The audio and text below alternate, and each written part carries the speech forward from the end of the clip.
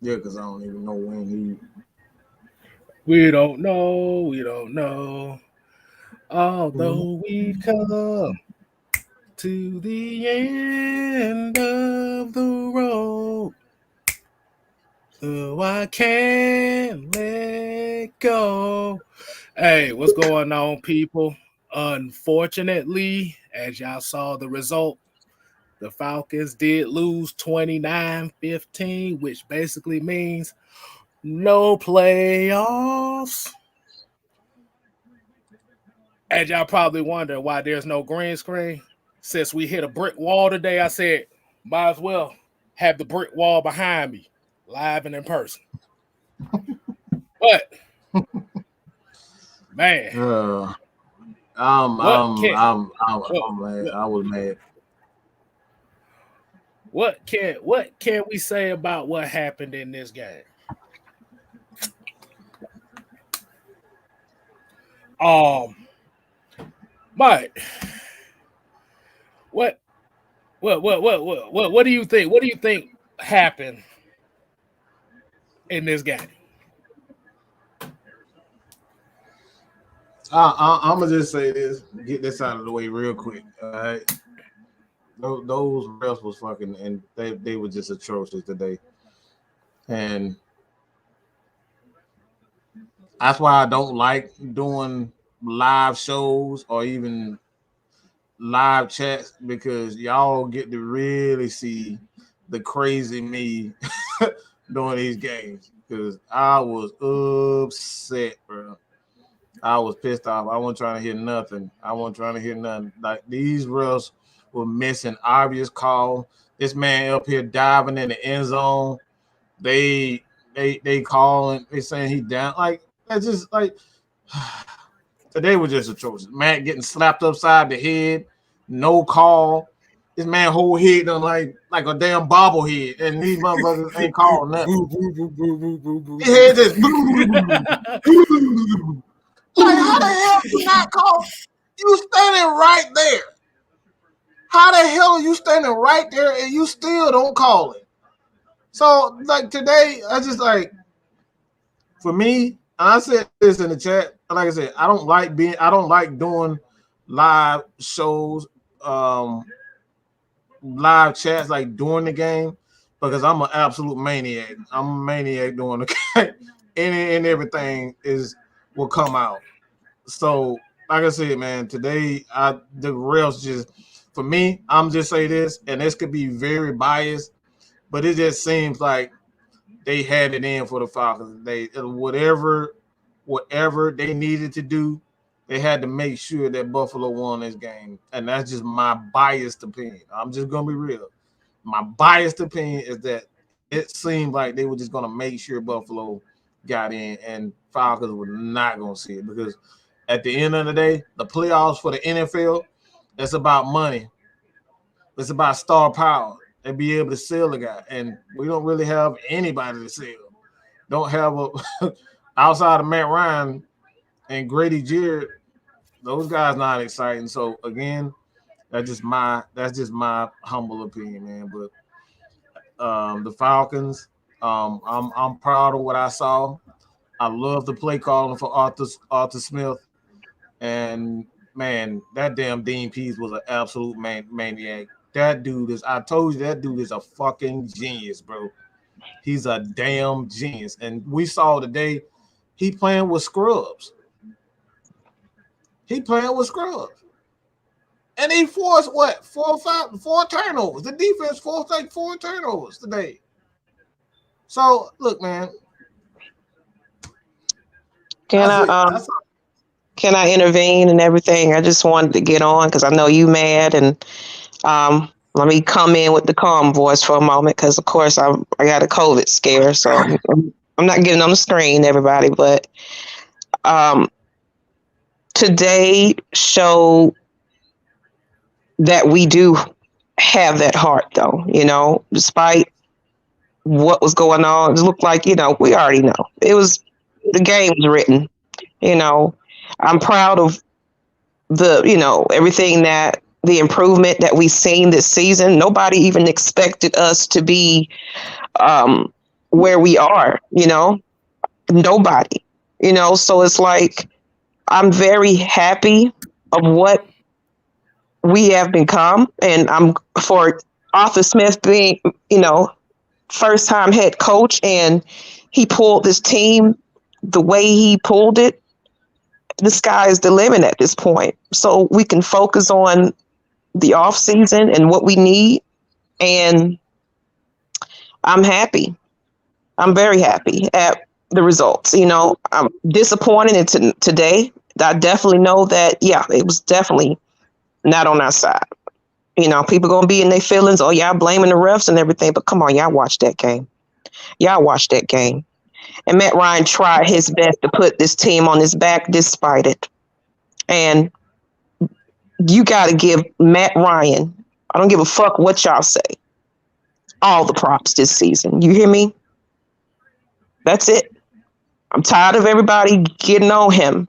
Matt Ryan is this organization alone at times. You got to give this man more credit. You do. I'm tired of it. We got to get behind this quarterback. He's here to stay. There's nothing else you can do about it. At the end of the day, tank, whatever. Why would professional players tank? I'm sick of it. And that's all I got to say. I'm going to go get better. And, y'all pray for me. I hope. I'm in Georgia. We're waiting on COVID tests, and I can't even get one till next week. So y'all pray. Y'all be safe out there, people. Well. All right. Hopefully you get better. Hopefully everything get better. But, we got a $10 super chat here from Matty Ghost. He said, go Falcons, Terry Fontenot in the NFL draft and offseason with free agents. Season was over when we lost against Washington. I'm looking forward to April. It's mock draft time. I had to disagree on that one. I wouldn't say the season was lost against Washington. I mean, as far as the final standings of it, yes, that game kind of played a part in it. I'm going to go a different route with this one. I'm not going to go say much on the refs as well, even though you saw quite a few calls. At the end of the day, the main thing that happened was we didn't tackle well on defense. Like I said, even though DNPs did call a good game, you were seeing guys bouncing off tackles. You saw Matt Ryan getting hit.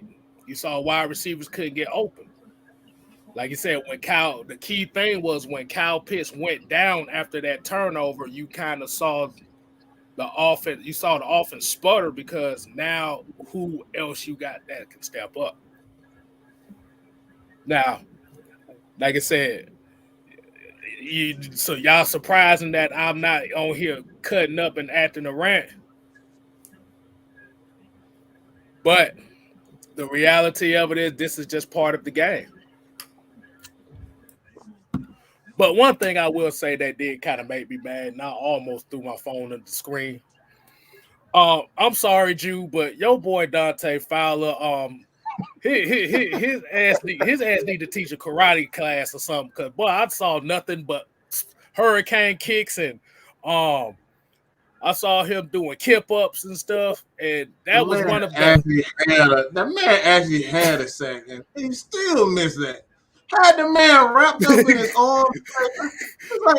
Oh God. Yeah. And if you notice a lot of those quarterback powers and draws that they was running with Josh Allen, they was running too foul because even though they was running the Fowler, and that's the main thing that I'm sorry, Jew, but Kung Fu Panda. Bruh, he really got put in the limelight. That man was doing them damn some, you know, one of them damn when you're in the Olympics, they be doing them damn, they be diving off the damn top. That's what he was doing. He was just like diving backwards, like he diving in the damn pool. I'm like, oh, what the hell is that? Nobody teaches that crap. I'm sorry, boy. That boy look like Rey Mysterio Jr. jumping off the top rope, bro. I'm sorry. That's what he looked like. I was like, dude, what are you doing? Oh man. But it's just one of those things. Is at the end, like Josh Allen did not have a good game. This was one of them things. That was one of the pluses. Everybody was thinking that Josh Allen was gonna come in and torch our offense. No, you got turnovers on him. He didn't throw the ball particularly well at all. But the problem was after that turnover in the third quarter, like I said, when Kyle Pitts went down, the first play, Matt Ryan got sacked twice. After that turnover, the momentum that we had was completely gone.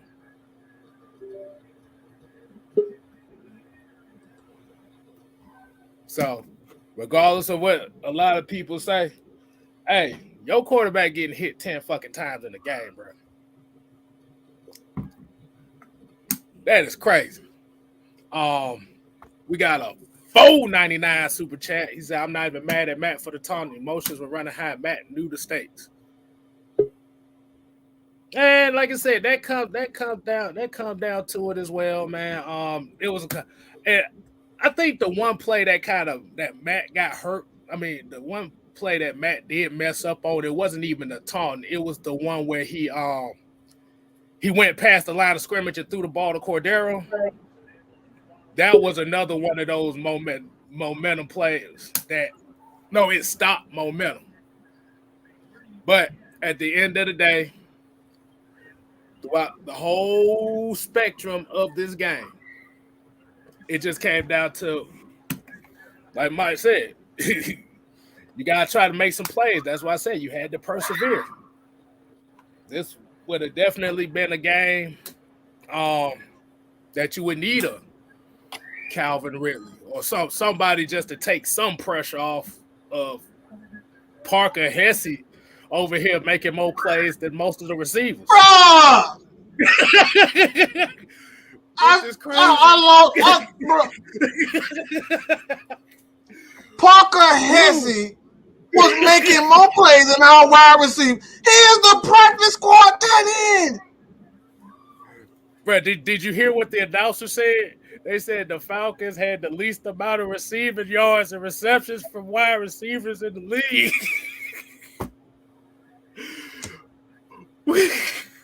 Hold on. And y'all think we not? Y'all think we go? Y'all really think we're not getting a receiver? Okay. Hold on. Bro. Okay. We got some super chats. You see what Jamar Chase and what they doing and Higgins doing up in Cincinnati? We getting the receiver. You can mark it down and take a picture, bro. Hold on. I promise you. We got to hit these super chats, but the grooming spirit said, "Let's let the rebuild stage start." Do you really think we're going to trade Matt Ryan like they are rumoring? The issue is you're not going to be able to. If you do trade him, you better hope that team takes on the rest of his money. Because if you're gonna see a whole bunch of Parker Hesses on this team. I'll just say that. y'all thought we had great value players. Now you trade him, boy, ain't gonna be nothing but great value in it. Man, it goes with the $5 super chat. Said we need Dante Fowler failure to leave like AB and never come back, along with Steven Means and Tyler Davidson. I'm like, good Lord. Hold on. Man, I'll rip the damn shirt off my damn self. He ain't even got to do it. I'll do it my damn self. I'll just rip that shit off. Oh, man.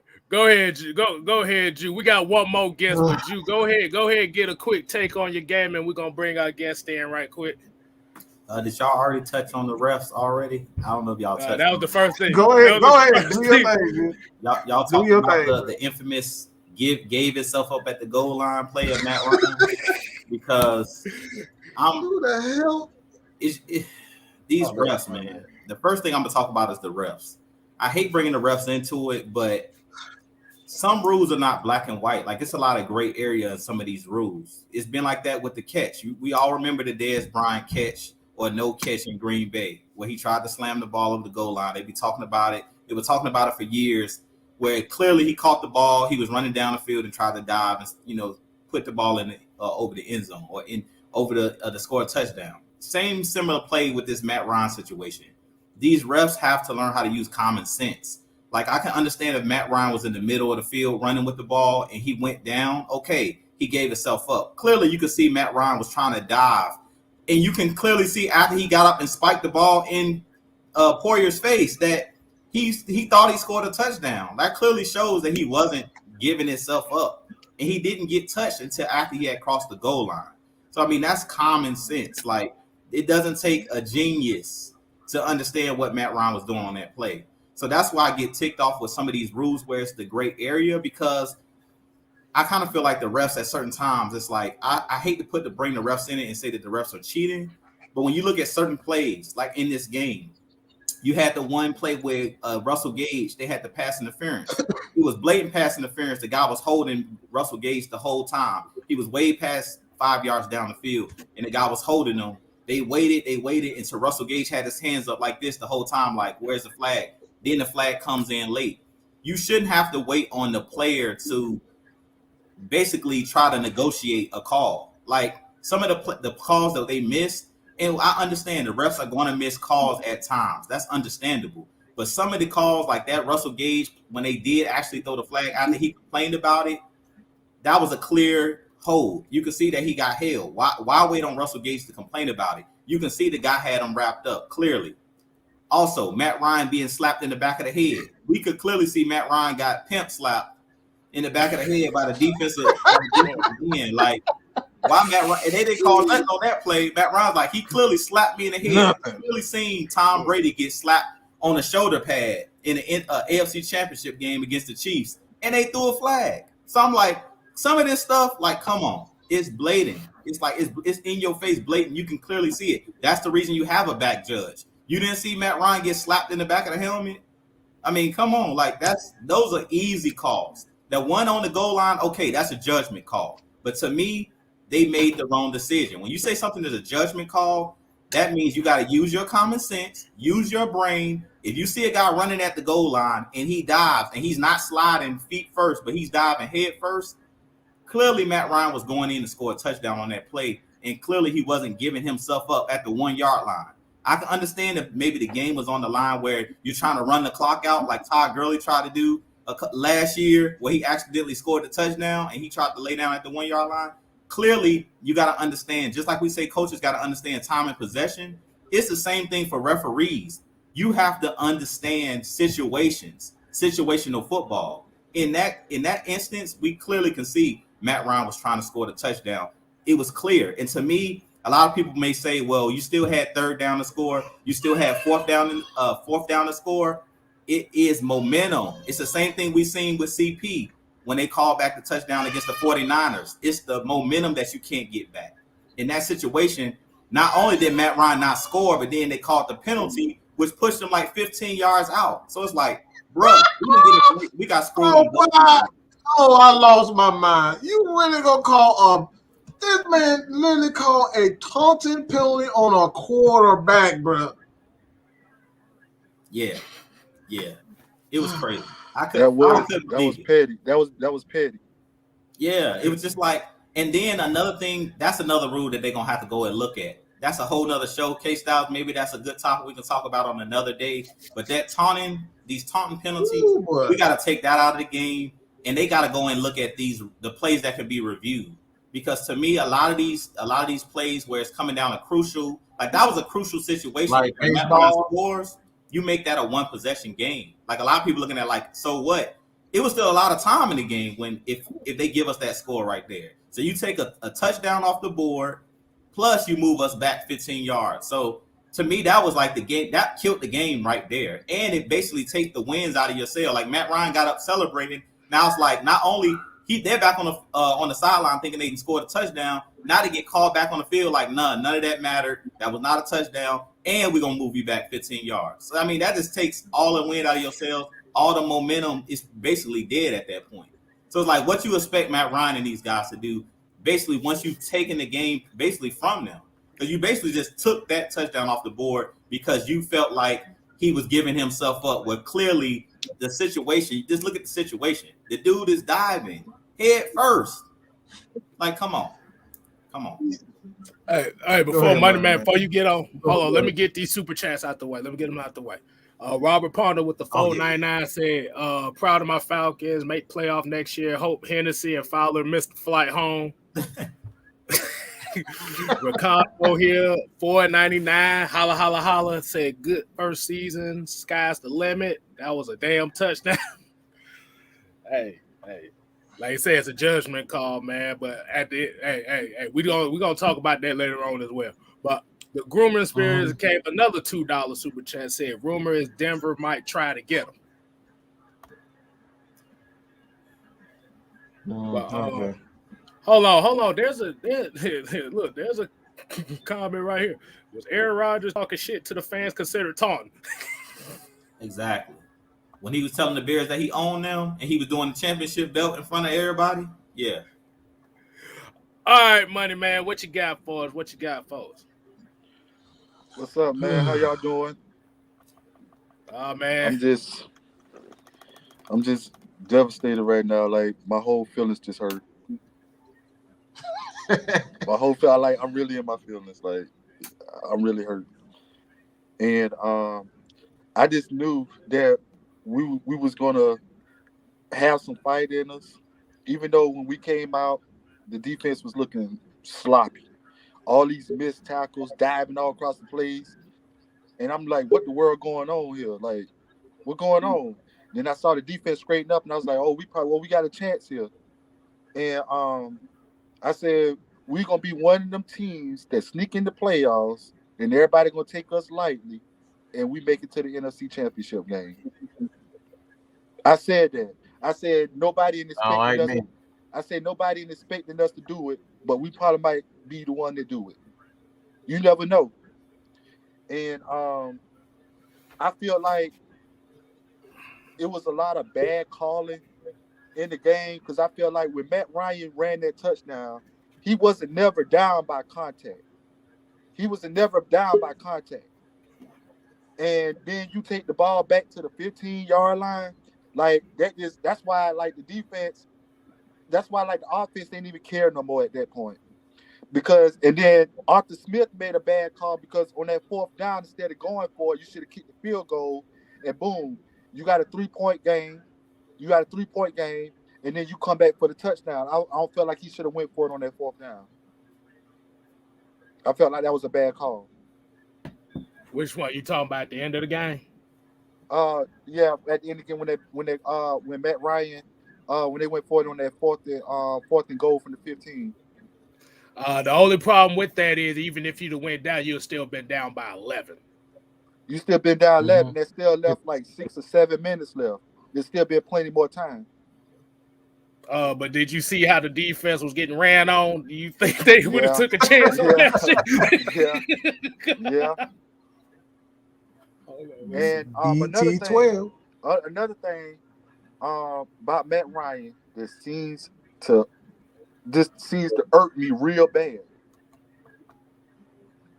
All right, you got a lot of like you sitting back there in the pocket. Don't get me wrong now. Don't get me wrong. Matt Ryan is a fighter. I don't give a care how many sacks he take a game, how many interceptions he throws. He get back that next series and go try to fight back. He fights back. But at the same time, Matt Ryan need to do a better job. Matt Ryan need to do a better job at how he was moving out the pocket, running out the pocket, then making passes back from the line of scrimmage. Like he was doing a better job because it opens up and extends the play for receivers and tight ends to get open. Because not everybody running back downfield to stop Matt Ryan. LT, you look like you got something to say. Every time Matt Ryan scrambled on the pass, it was successful, right? Hold on, say that again. Every time Matt Ryan scrambled, made a throw on the scramble, it was a successful pass, right? It opened up like on that pass he made the Hesse. Yeah, but you have to think about it as well. That's because Hesse was blocking at the beginning, so he leaked out. But the problem is, hold on. LT, you got it. Go ahead, LT. I can explain that later, but go ahead. What you got for? I mean, because he's saying that, but dog, like the Falcons receivers been having issues coming open all year. No matter how much Matt try to extend the play, like if you saw a good portion of the season, they literally been spying Matt for that reason. They know Atlanta receivers can't come over, so they basically been spying him. So if he do try to take off, they are literally they're on him. Like it's nothing we can really do. It's nothing he can really do if his receivers can't come open. No matter if you're scrambling or not, if your guys can't come open, they can't beat their one-on-ones. There's nothing you can do. Hey, before we finish up, let's get a couple of these super chats out the way. Daniel Bright said, replay show Matt Ryan taunting on Matty Wills, bitch. Oh, man. I think that's the only one I saw. Hold on. So? All right, go ahead, LT. Go ahead, and finish up. No. Teacher Red said Juice face after Matt got pimp slapped. I will say this though, like I don't the miss roughing the passer call. They showed the replay. How do you not call that when you are literally like 5 feet behind this man? Like you are right there. Oh, like look. you are right here. It like this, like okay, this is my hand, and this is me. Like this is what the referee was, and you telling me you don't see that? Like, come on, dog. Come on, bro. Like, what are we doing? What are we doing? Oh man. Like, and I hate using referees as a cop out because that's not me. But seeing like the missed calls and the non calls, like you kept the 15-yard penalty on a taunting call on Matt, but you don't call the late hit on the defender that hit this man in the end zone. Like, make that make sense. Oh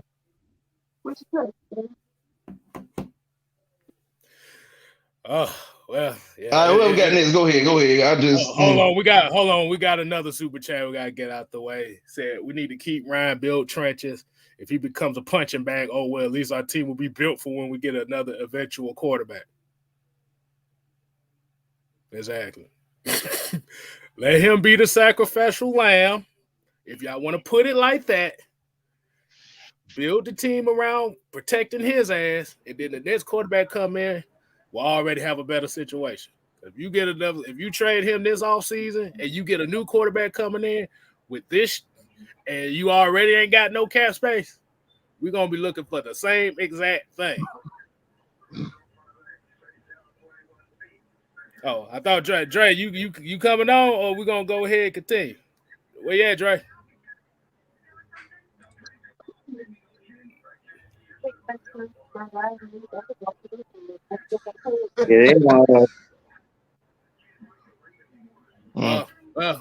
Until he get back on, what else could we say about this game, fellas? Like I said, I already had to talk about. I'm sorry, this is gonna be the first time. Hey, K, before you go, I got one other thing I kind of wanted to talk about because I kind of went in on the refs. But another thing that I noticed early in the game, what we dug ourselves in that big hole is early in the game, the turnovers were crucial for us. The turnovers, like we've seen this in previous games that we lost, similar to the 49ers game early in the game where we caused Allison caused the fumble on the first kickoff. Same thing in this game with that punt. When you cause that fumble, Avery Williams caused that early fumble on that. I think it was a punt return, if I'm not mistaken. Yeah, the punt return. Yeah, on that punt return, you got to score when you get like a touchdown in the red zone. I don't think we scored on that drive. So like, but they got safety on that play. Yeah, okay, yeah, they got a safety. That's true. They got a safety on that play. But I just feel like the turnover battle. Like I believe we had 2 early turnovers. You can't have that. Matt Ryan with the strip sack, and that goes back to what Money Man was saying about Matt Ryan running. Another thing, and LT was talking about it, if your quarterback's back there scrambling for his life because nobody's getting open, we seen Matt Ryan, that's how he got sacked by Greg Rousseau. He didn't know he was coming up behind him. He's trying to scramble and create, more time for those guys to get open. He's looking down the field. I don't know how many times this season I've seen Matt Ryan get hit, strip sack, fumble, because he's trying to, hold the ball, wait for somebody to get open instead of just throwing it out of bounds. So that's just another thing. But I feel like early in the game, I really feel like what dug us that hole is we weren't making the offense of the Bills drive. That sack fumble gave them a short field in our plus territory, which gave them basically two easy scores early in the game with those 2 turnovers. So that's something that we definitely got to look forward to working on next year is when we get those opportunities. In this instance with Avery Williams, I forgot that we did actually, it was a safety, but I feel like this year we really did a good job of when we do get turnovers, capitalizing on those turnovers. If we go back to the Patriots game, you got AJ Terrell with the pick. He runs it down, to our plus territory. We don't score a touchdown. Like it's been too many times this year where we're on the goal line or in the red zone and we're not scoring touchdowns and we're not getting any points. Like how we talk about those I always talk about those 2 to 3 plays in the game that'll change the game as far as momentum. I feel like that's pretty much kind of what killed this game. But to me, in this game, it was more the refs taking the momentum away from us. But we just got to be better. I think next year we were better at 1 possession games, but I don't think we did a good job of when we got turnovers, capitalizing on those turnovers and scoring touchdowns. Because we know, as you said, K-Styles, our defense, they couldn't really stop the run today. They were doing what they want. Josh Allen was running like crazy, and they basically was chewing up clock. Like you said right there, if we kick a field goal, chances are we don't get the ball back because they were chewing up that clock like crazy. So we always say the trenches is going to be huge. And as Mike said earlier early in the show, we definitely going out and getting more wide receivers. We got to, because we don't got guys that can beat man-to-man press coverage one-on-one without Matt Ryan improvising. We can't count on Matt Ryan to improvise and hold the ball and run around and play street football. Like this is the NFL. You got to have guys that can beat guys mano-a-mano is matchups. And when Kyle Pitts left the game, that was another crucial moment. When I seen Kyle Pitts lead a game, I'm like, oh man, now we really don't have nobody that can draw double coverage and nobody that, if Matt Ryan just throws it up like he did at the end of we try to throw it up at the ends where Blake tried to go up with one hand and catch it. Chances are, if that's Kyle Pitts and you throw the ball up, we'll have a better chance at making a play like that, in a crucial situation because of his size, his athleticism, and he's just a freak. We didn't have anybody out there that could do anything at that point. Okay, let me kind of what you saying, because I agree in so many terms about we have to score on turnovers. The issue that been hurting the Falcons, like when you look at the situation, what you said, like games against like the Patriots or whatnot, like it's hard for us to capitalize when our only source of offensive productivity besides Matt is being taken out because they know he's pretty much the only thing we got. And between him and Cordell Patterson, that's all we really got. I mean, now, like I said, I do agree we have to learn to score in the red zone, but I feel like next year when we get the necessary guys that want to be here and want to be successful on this team, we will do that. The gripe that I have is really still on the defense, and that's because and this been going on since the beginning of the season, not getting off the field on 3rd and 4th down. That has got to change next year. We're getting turnovers, which is fine. But when we talk about 3rd and 4th downs, you got to get off the field. Listen, the Falcons have no respect across the league. Do you know how many teams that just say, if we going to go for it on 4th down on us this year? It's ridiculous. Like, it's like they look at it's the Falcons defense, go for it. Right. Like that, right. That says a lot, and that has to change. Mm-hmm. Okay, I saw something here that was in the comments earlier.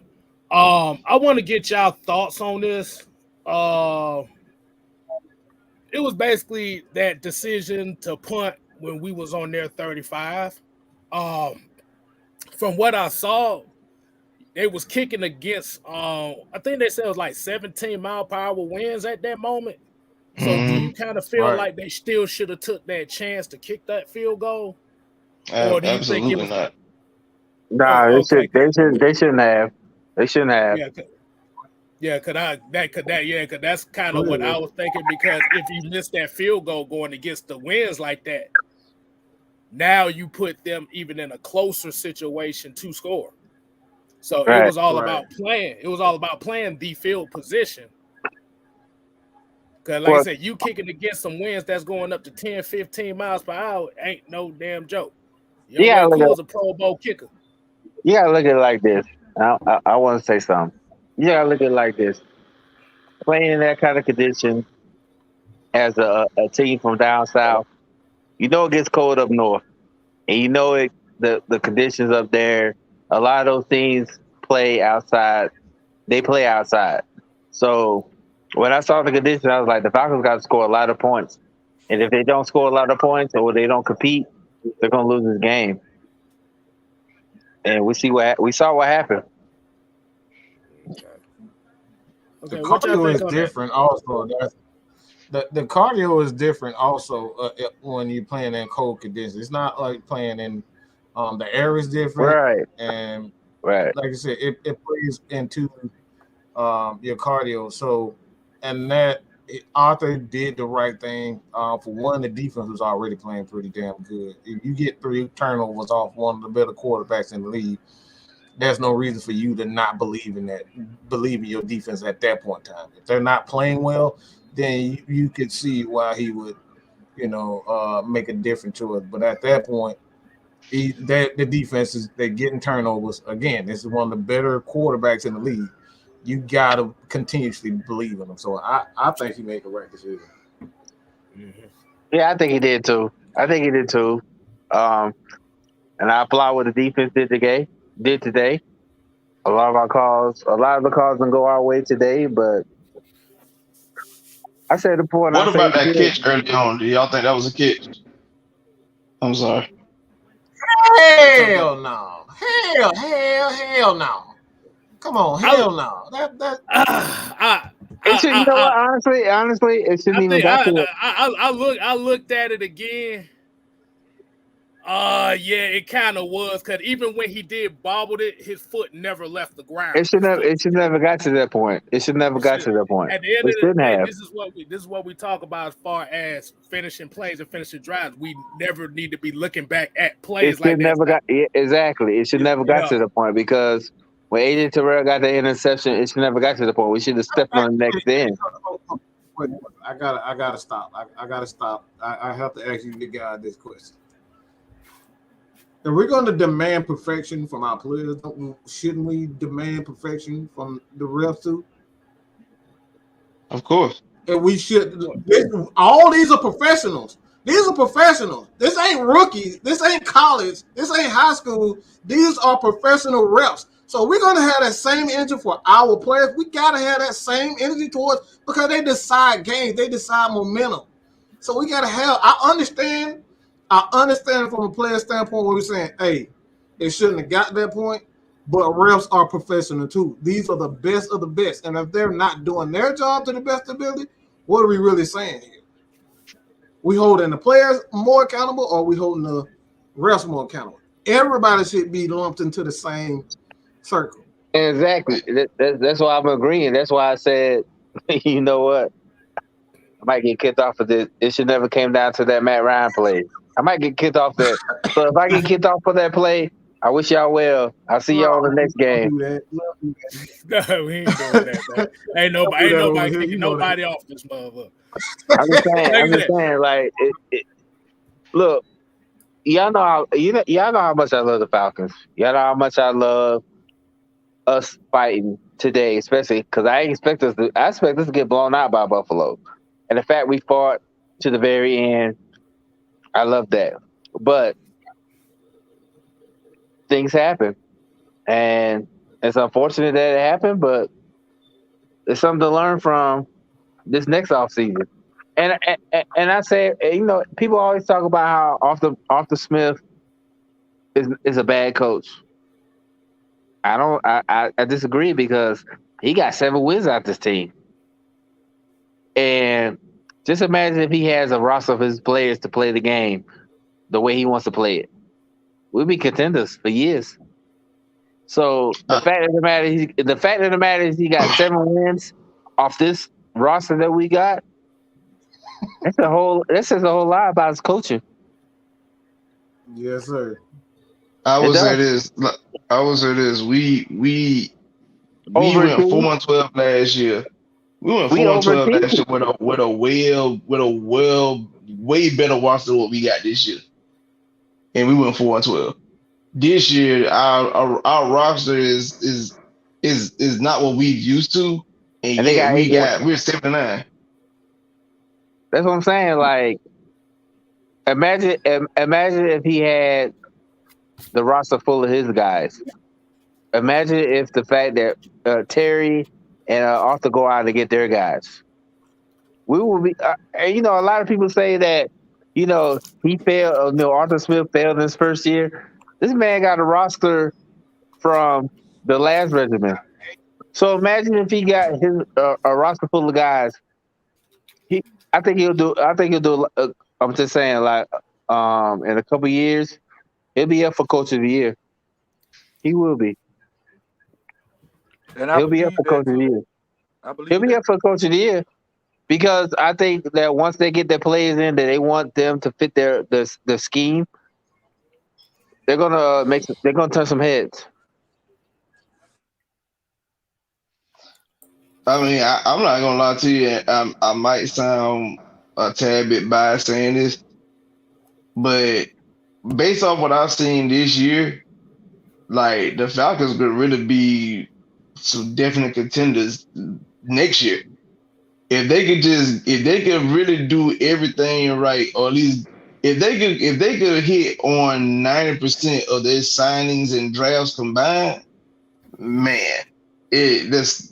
From what I've seen with this coaching staff, the sky's the limit for the Falcons. They can really do something. You're right. Because if this man came into the team think he gonna have a team one way, literally your star player wanted out, okay, you let him ride.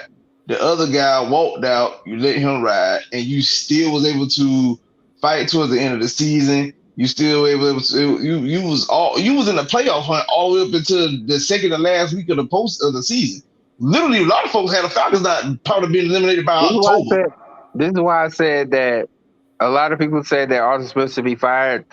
This man got a roster from the last regime that was not good, and he eked out 7 wins. So just imagine when he has a roster full of guys that could play for him. Just imagine that. This man got 7 wins. Learned the playbook. This man got 7 wins out of a squad that wasn't even his. 7. If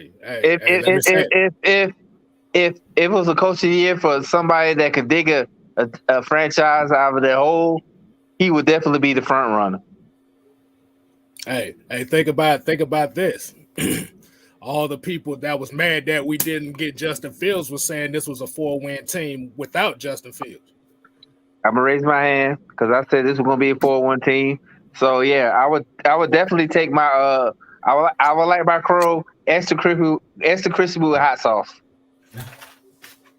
Well, I ain't gonna give it to you now. Hey man, look. Just DoorDash it to me, and I'll eat it. Good. I will eat it comfortably in my house. I would definitely eat it because I expect the Falcons to get 4 wins, and the fact they eked out 7 with this roster, with this coach, with a whole new regime, I would gladly eat that hot sauce.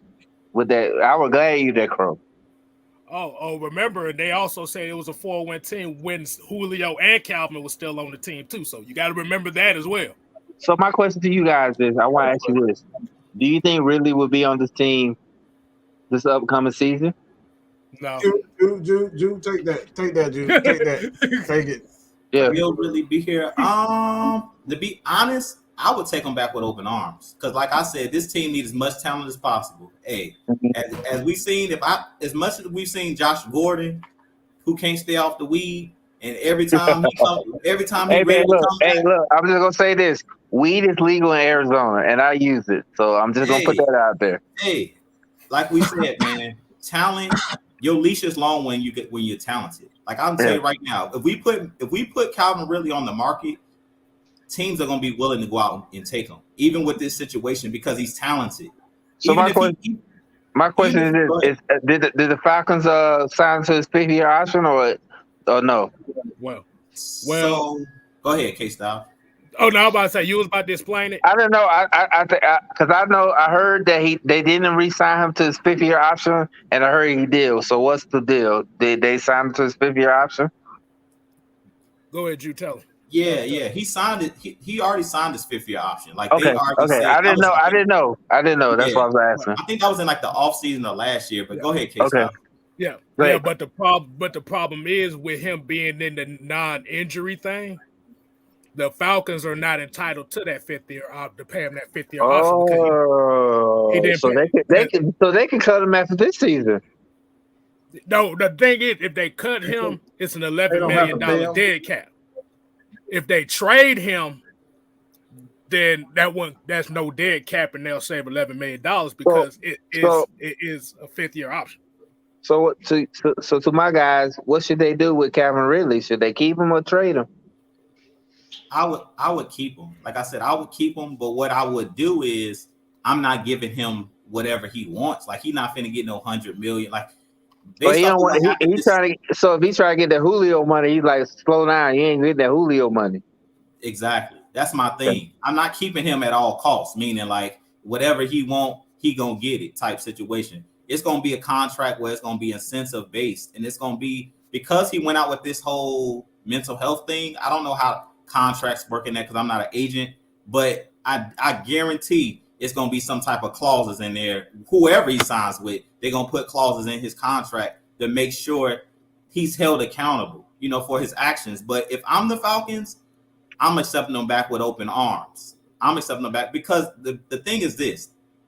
We don't know what's really going on, to be honest. Even though Arthur Smith is saying like he don't know, he doesn't have any updates with Calvin Ridley, do we really know what they told him after he said that he wanted to take the leave, a leave of absence? Do we really know if they said, don't worry about coming back for the rest of the season? Do we know that was Calvin Ridley's decision to sit out the remainder of the season? That was his decision. We don't know because all we got was the statement that he put out, but we don't know what the team said to him behind closed doors. So I kind of want to know that before we say whether I would re-sign him or not, because that also, to me, factors into what type of player are we really dealing with.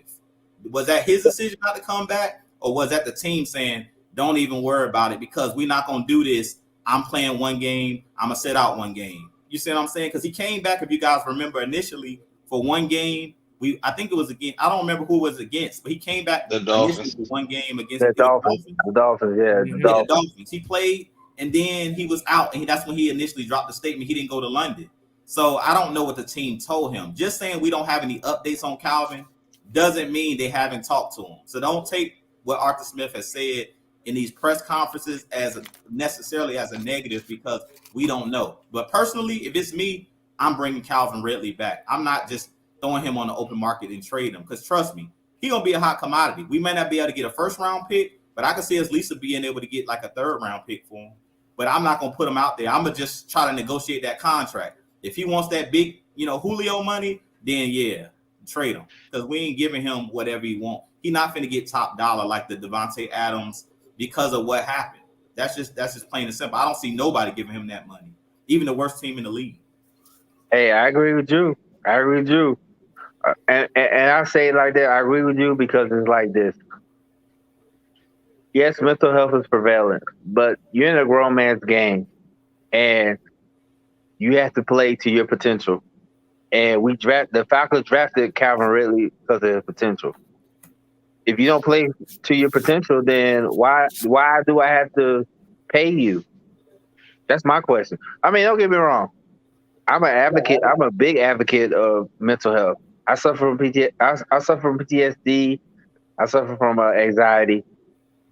But at the same time, I know if I get hired for a job, I have to perform that job. And I think Calvin Ridley, take time away, get yourself together. That's cool. But when it's time for you to perform your job, if you're not performing your job, I'm not going to pay you. And that's why I was talking about, Dre, where it's going to have to be some type of clause in this contract. Like if you don't play a certain number of games, or if you don't do this, it's just like what they did to Dante Fowler when this new regime came in. They basically changed his contract, took some of his guaranteed money and based it off of his performance. If you get this many sacks, you get a bonus. It'll be the same thing for Calvin Ridley. You get this many receptions, you get this many touchdowns, you get this many yards.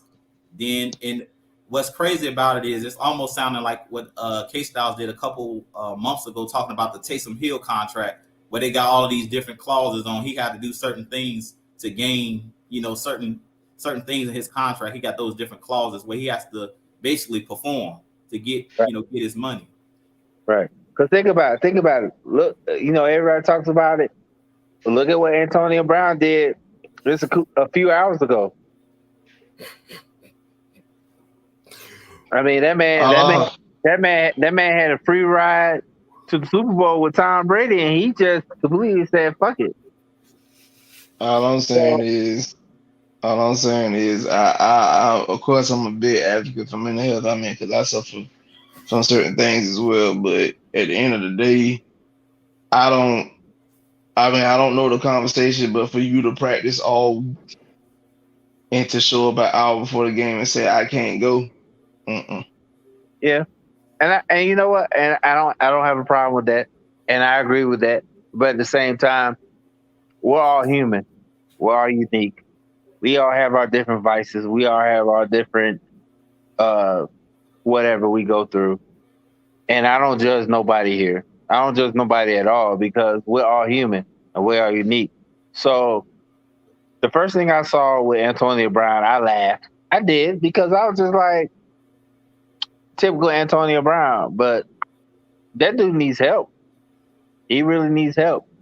And it's just the fact of the matter is that I don't care what sport you play, no matter how many millions you got, it's just the fact of the matter is that everybody's human. So I can't get mad at that because people are gonna do what they do regardless of how we feel about them. So I just hope he gets help because I don't want to get on Facebook and I'm scrolling down my Facebook timeline and they say Antonio Brown's dead. That's all I'm saying. I mean, his career over with anyway. They already it's shot. It's completely he's shot. no longer above. This is beyond football. I just want to make sure he gets help as a human being. That's all I'm saying. His football career is shot. Like I don't expect him to step foot on the NFL field ever again. I'm just looking at it as like he needs help as a human being, as a black man. That's all I'm saying. Michael J. White said it best. Enough of the clown. Exactly. Facts. Yeah.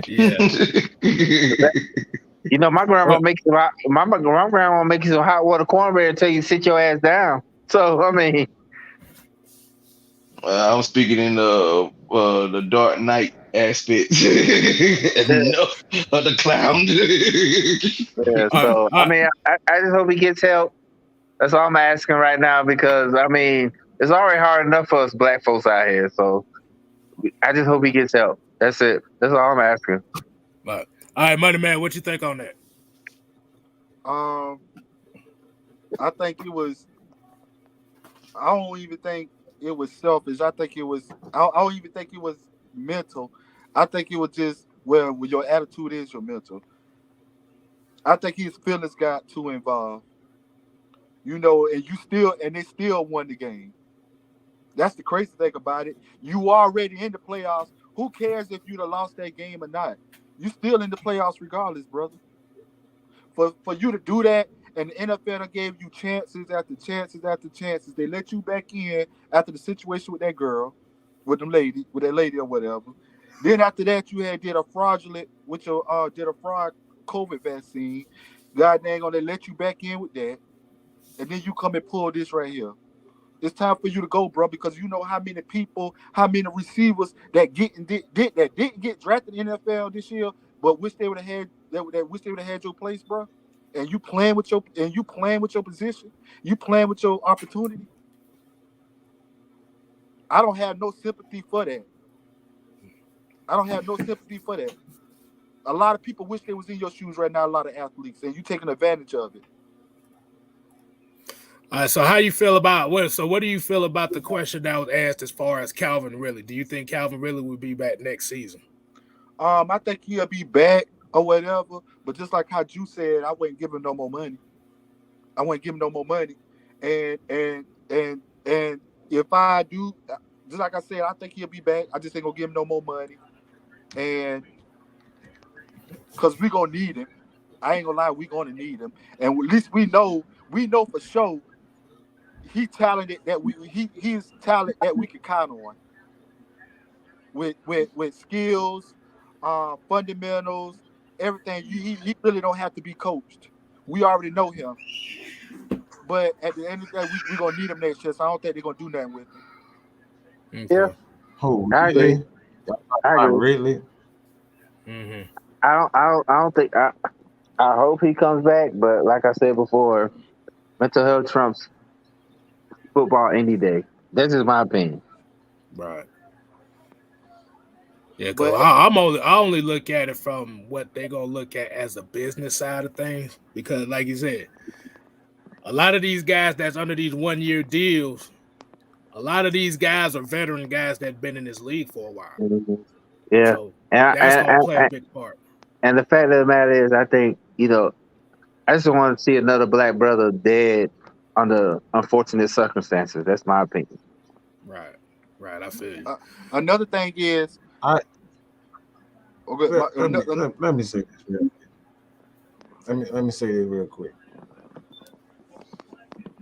And I know how everybody feel about it for the most part.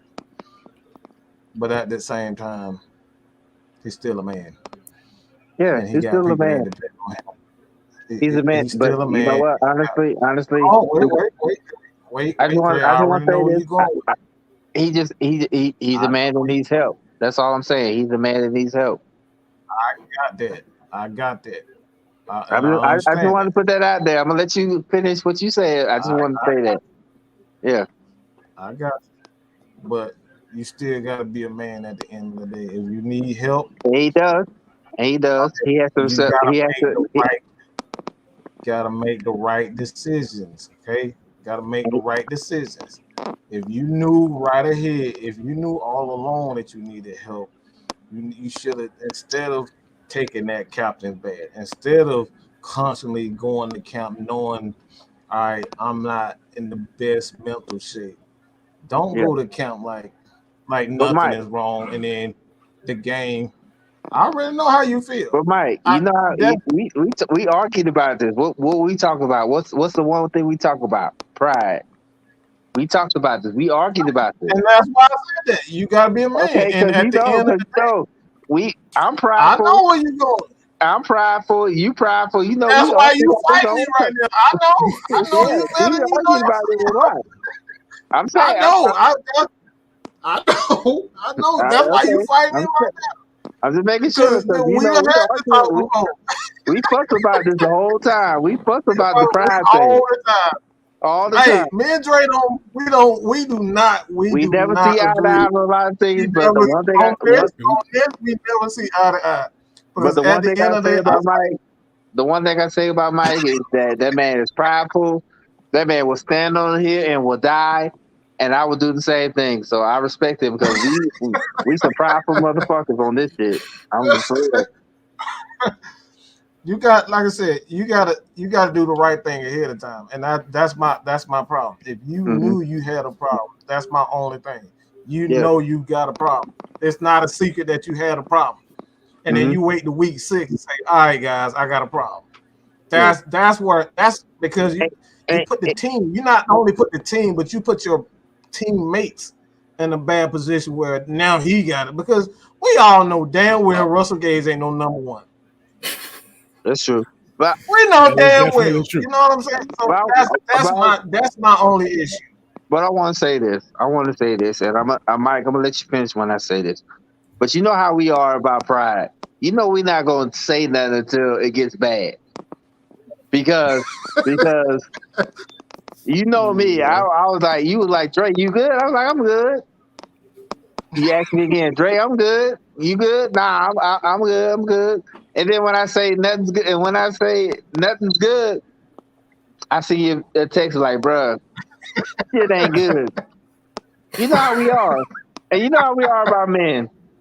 You know how we are about men. K Styles, Julian, all y'all. Y'all know how we are about men. We are very prideful. We don't let shit slide. yeah.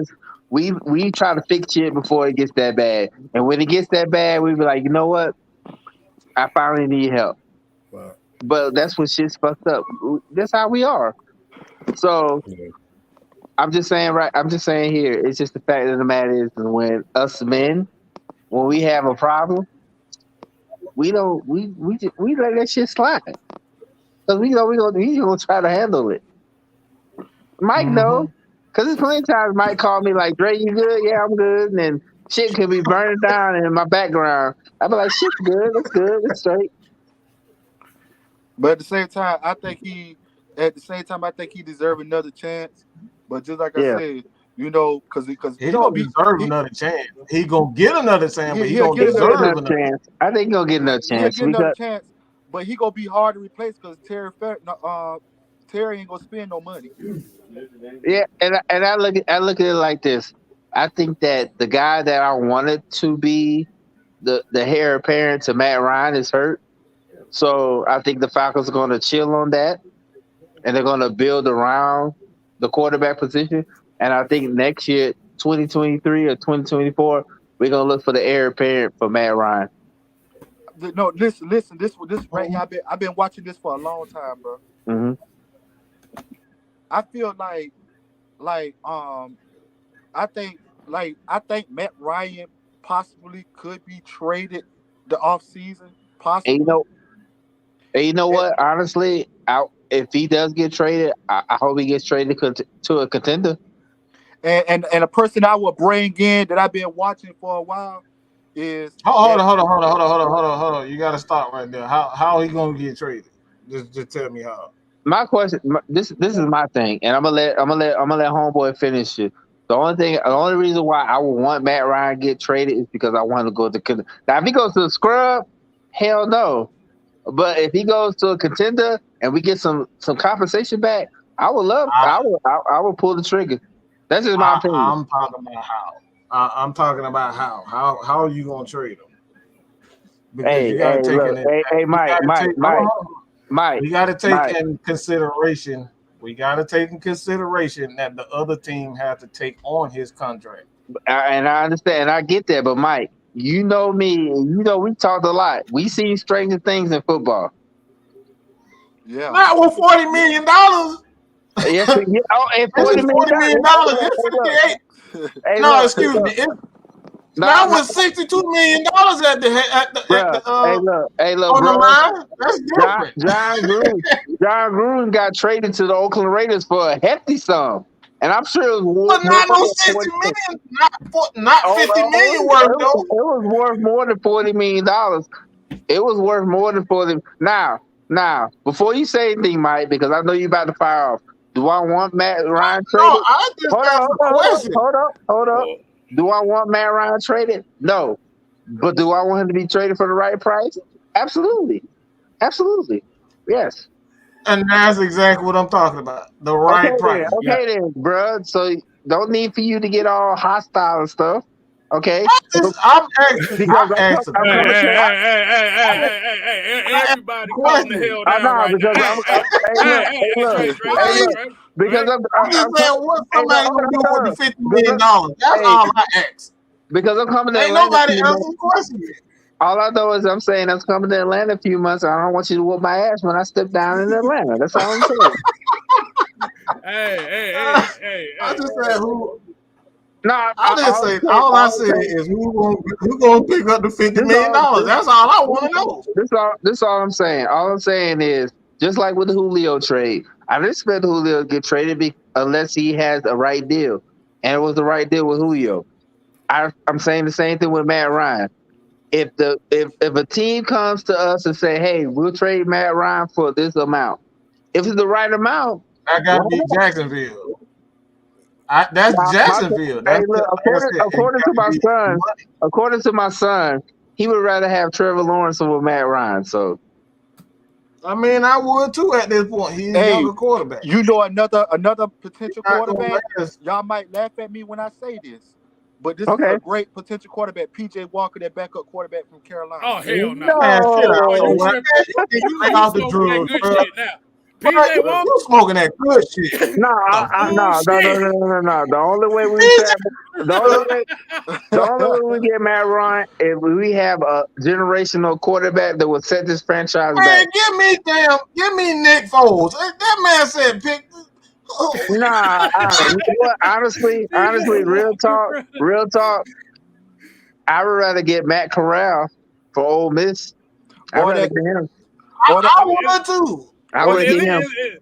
But like I said, the only reason why I say PJ Walker, because have you really seen PJ Walker throw the football? I think Wait, hold on. K Styles. Wait a minute, K Styles. Is PJ Walker from Georgia Tech?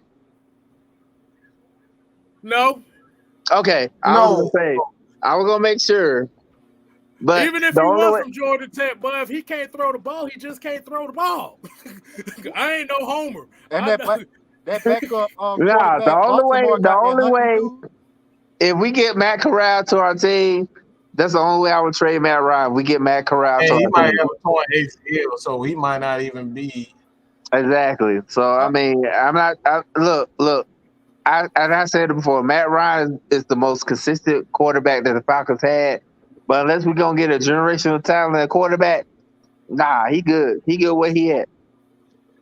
Somebody gotta explain that $50 million to me. That's all I'm saying. All I said was somebody explain the $50 million. Hey, look. I'll explain it to you.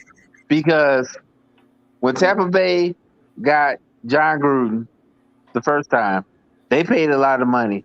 And then when John Gruden went back to broadcasting, the Raiders paid money. So I'm pretty sure there's about $50 million they paid him for that. That don't go on the salary cap, though. That ain't salary cap. It's not salary. It's just the fact. I'm just proving to you the fact that if a person wants a player or a coach, they're going to pay. They're going to pay money. It doesn't matter. They're going to pay money. Yeah, the team got to play, but again, that still got to benefit it was us. Just, you know what? Mike, you said player. You remember the Champ Bailey, Clinton Portis trade? It was about 50 million involved in that trade.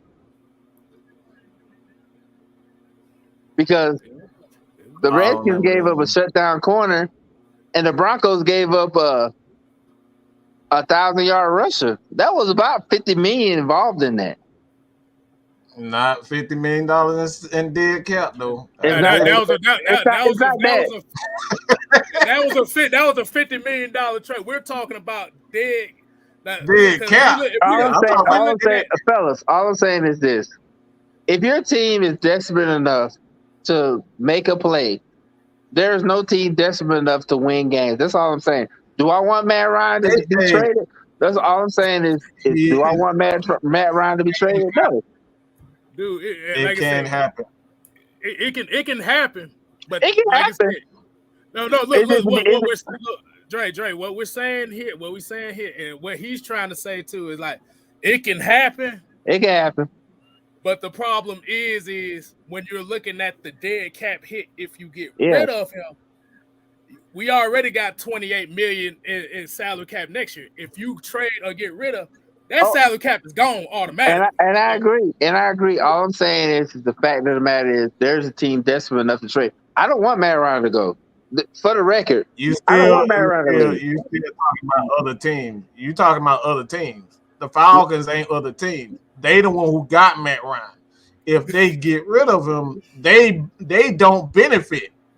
That's what we say. And that's the why other team is going to benefit. And that's why I'm saying this. Look at my hand. This is why I don't want Matt Ryan to be traded. I'm raising my hand here. I don't want to be traded. But all I'm saying is that I just seen stranger things happen in the NFL. That's all I'm saying. But I don't want Matt. Look at my hand. It's pink. I don't want Matt Ryan to be traded. Right. Hey, look, we ain't even talking about Matt Ryan. We just talking about the money and trying to build this team. Like you say, if the team that has never happened. Honestly, look, that's all I'm saying. We're in the hole because of Dimitrov. We're in the hole because of him. Right. we're in a hole. Yeah, we're gonna be. It's gonna. We're gonna earth crust. We keep fucking around trying to trade Matt Ryan. That's what the hell we're gonna be No, at next time. you know what? Honestly, and I'll say this: it doesn't start with that. Matt Ryan being traded is not going to solve our problems. We're gonna have to build from the bottom and work our way up. We're gonna have to build from the bottom and work our way up.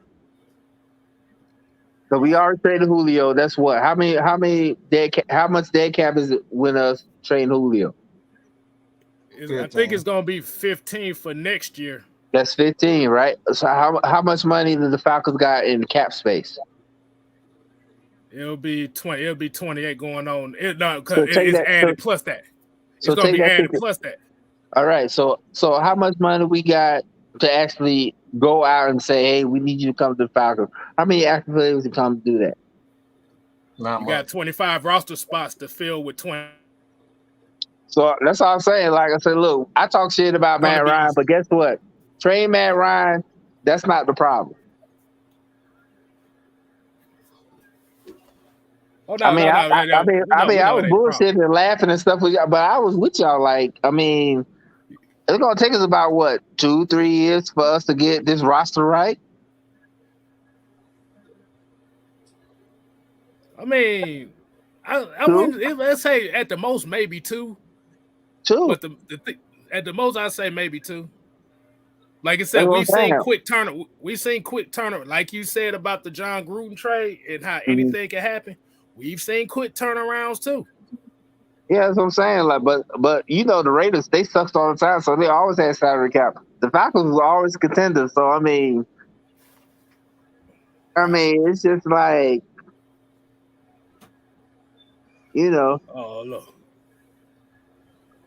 And don't get me wrong. Like I said, don't get me wrong. I mean, I was just like, I want my Falcons to do good, but it's just like, we got to dig this hole. It's a huge hole to dig out. You know what I'm saying? Right. All right. So outside of that talk, was there any other point in this game that kind of any aspect of this game that y'all want to talk about that we haven't talked about yet? Shout out to Kyle Pitt. Shout out to Kyle Pitt. I got one for you. That when you're looking at Cordero Patterson, I see him kind of I won't say breaking down, but you see he's not as explosive that he was early in the season, and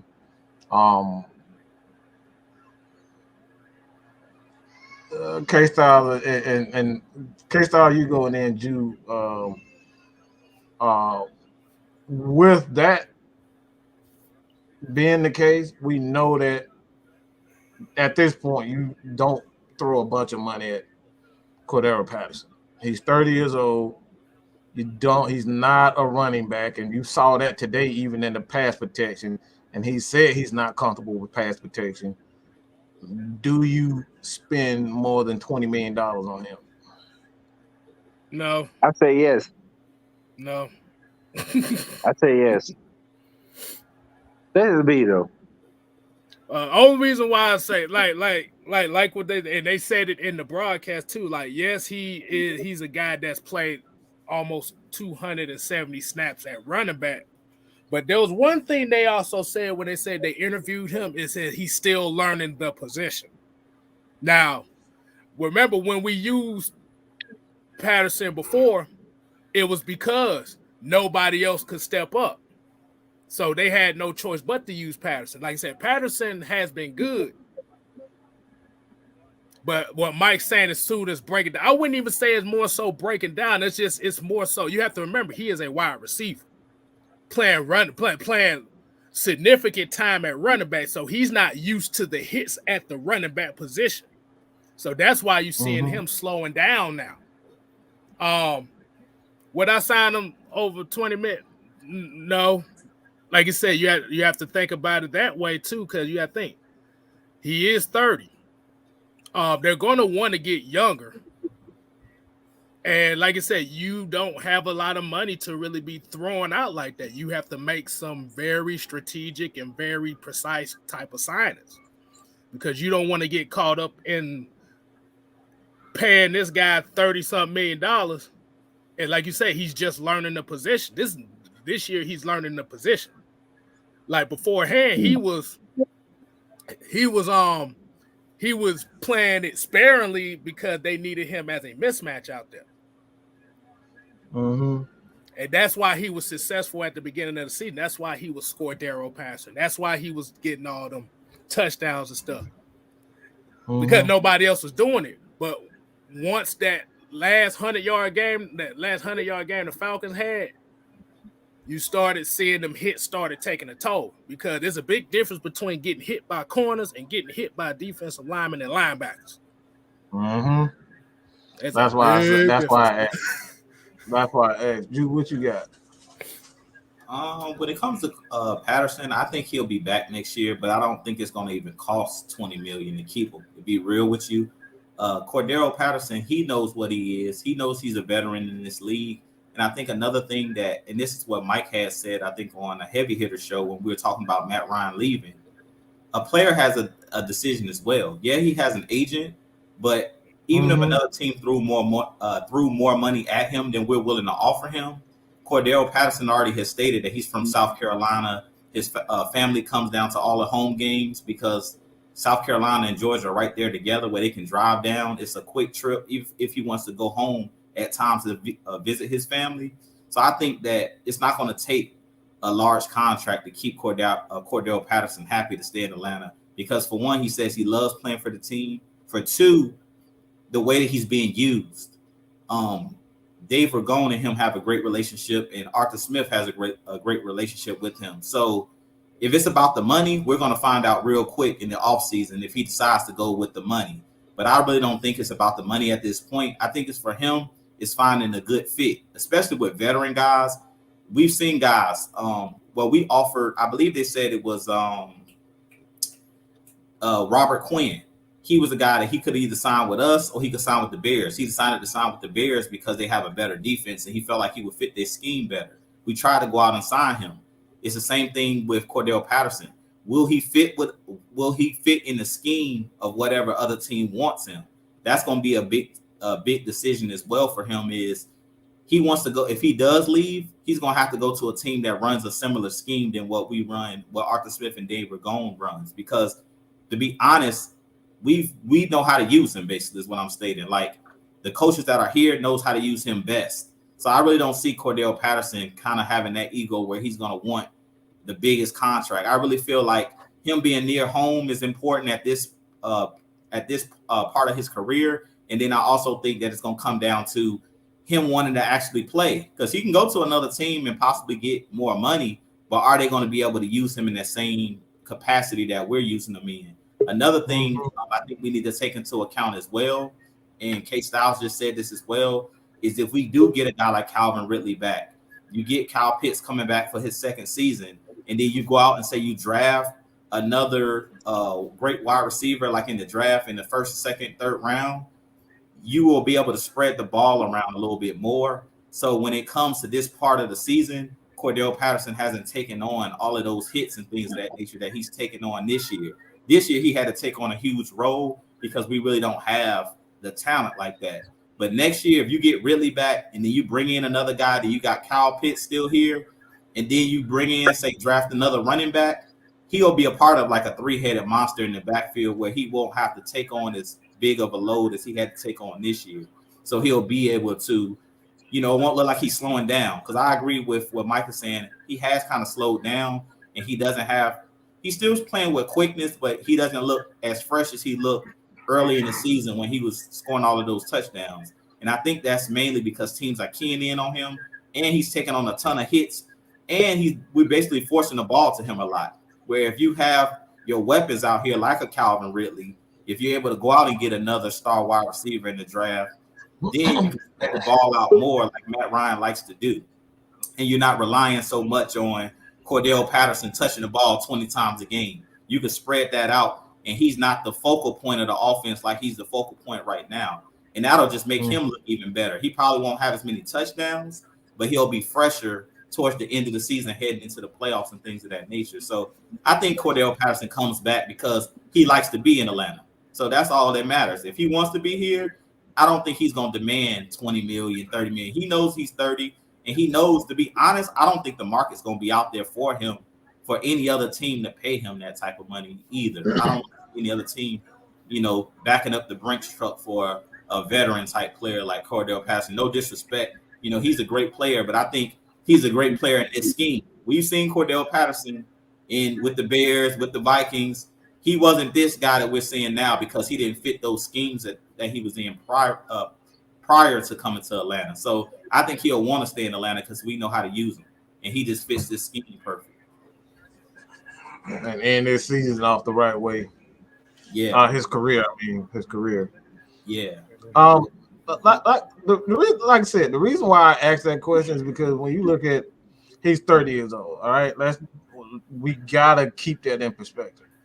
This guy played 9 years, and he's been taking a lot of hits for 9 years. Okay, 9 years. That's 9 years worth of hits. He's not Calvin Ridley. What Calvin Ridley still has, even at 27, 28, 27. He still hasn't had a lot of hits. Calvin Ridley still hasn't had a lot of hits. So, even with the possible confusion as far as if he wants to be here or the Falcons want, I don't know. I'm not against, because he does have that talent. You're not going to find. I know people up here say, "Oh, you can find a Calvin Ridley in the draft." No, hell, you can't. You can't find another Calvin Ridley in the draft. Let's stop. Don't kid ourselves. Calvin Ridley is a special talent. So I think the Falcons are more than likely to work things out if he wants to be here. And that's the case. They're going to work it out, but he has to want to be here. If he doesn't want to be here, the Falcons are going to end up. But like I said, at this point, I think they're going to try to trade down, and they're going to try their best to get a receiver, because today, it's been like this all year. I think the worst game for the Falcons was against the Patriots. It was embarrassing to see them guys running to each other. They couldn't do anything. They were getting pressed. They couldn't do anything. They couldn't catch. It was just embarrassing. But you have to upgrade that wide receiver position, and keeping the Calvin Ridley is going to do that.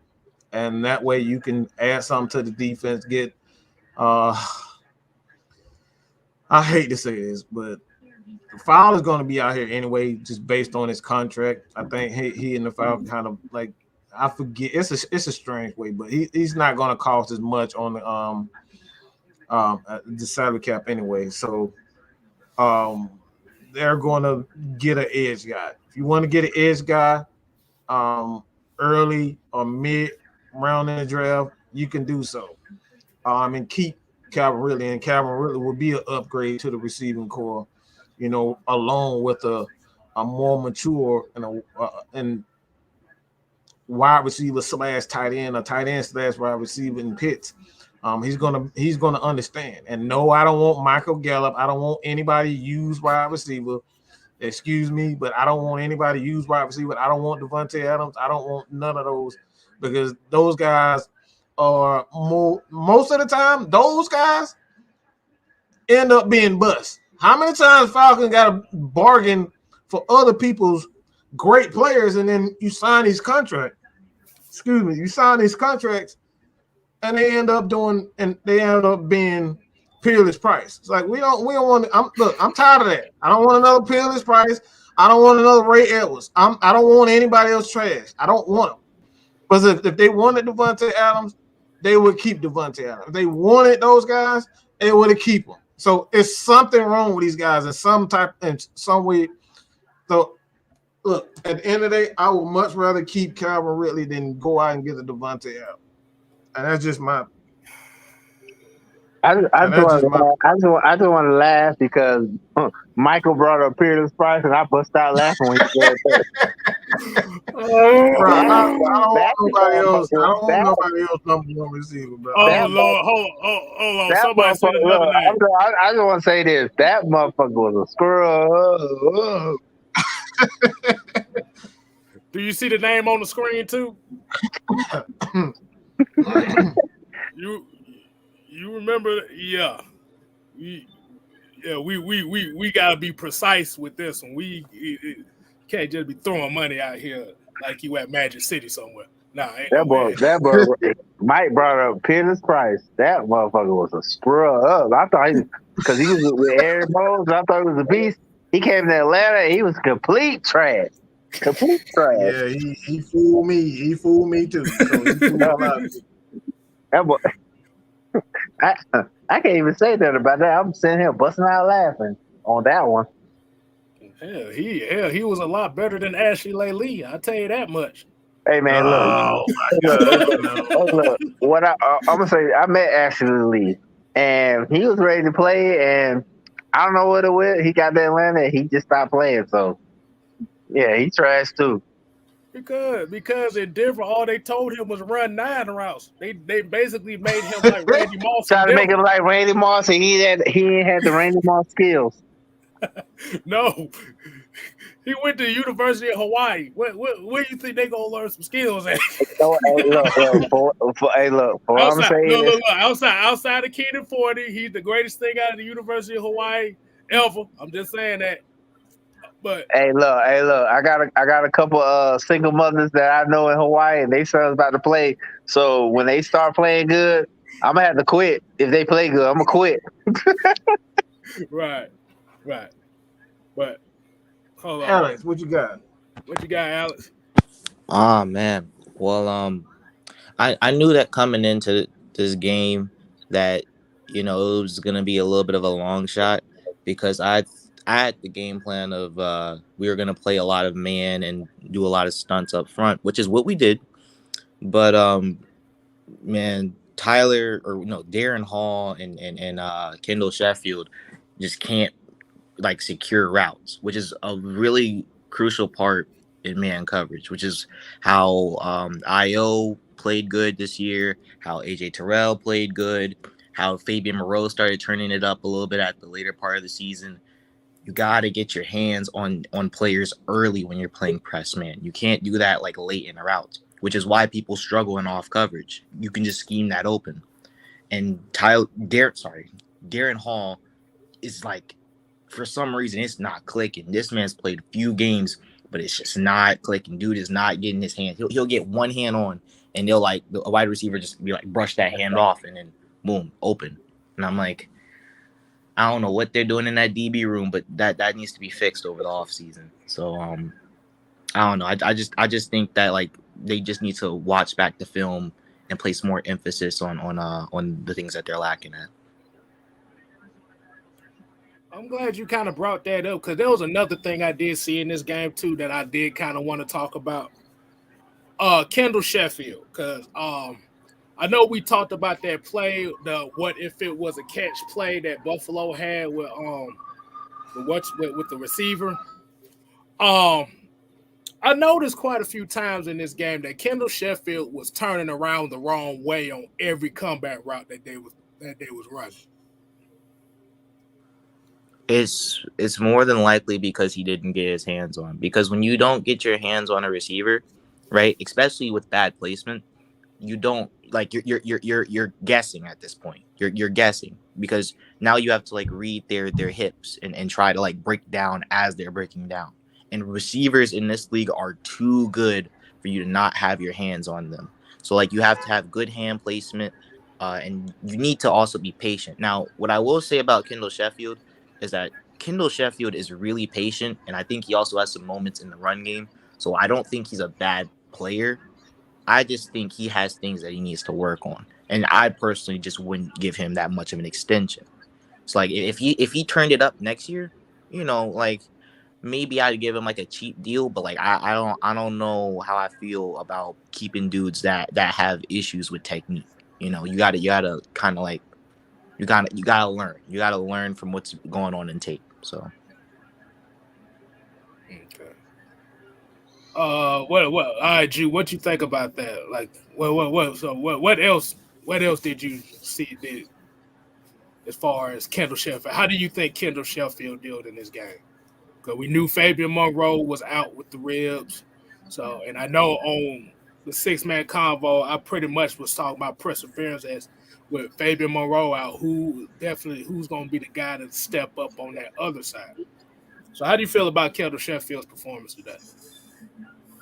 I'm kind of in between. I feel like he played okay. I just think that Kendall Sheffield, he's a guy good for depth.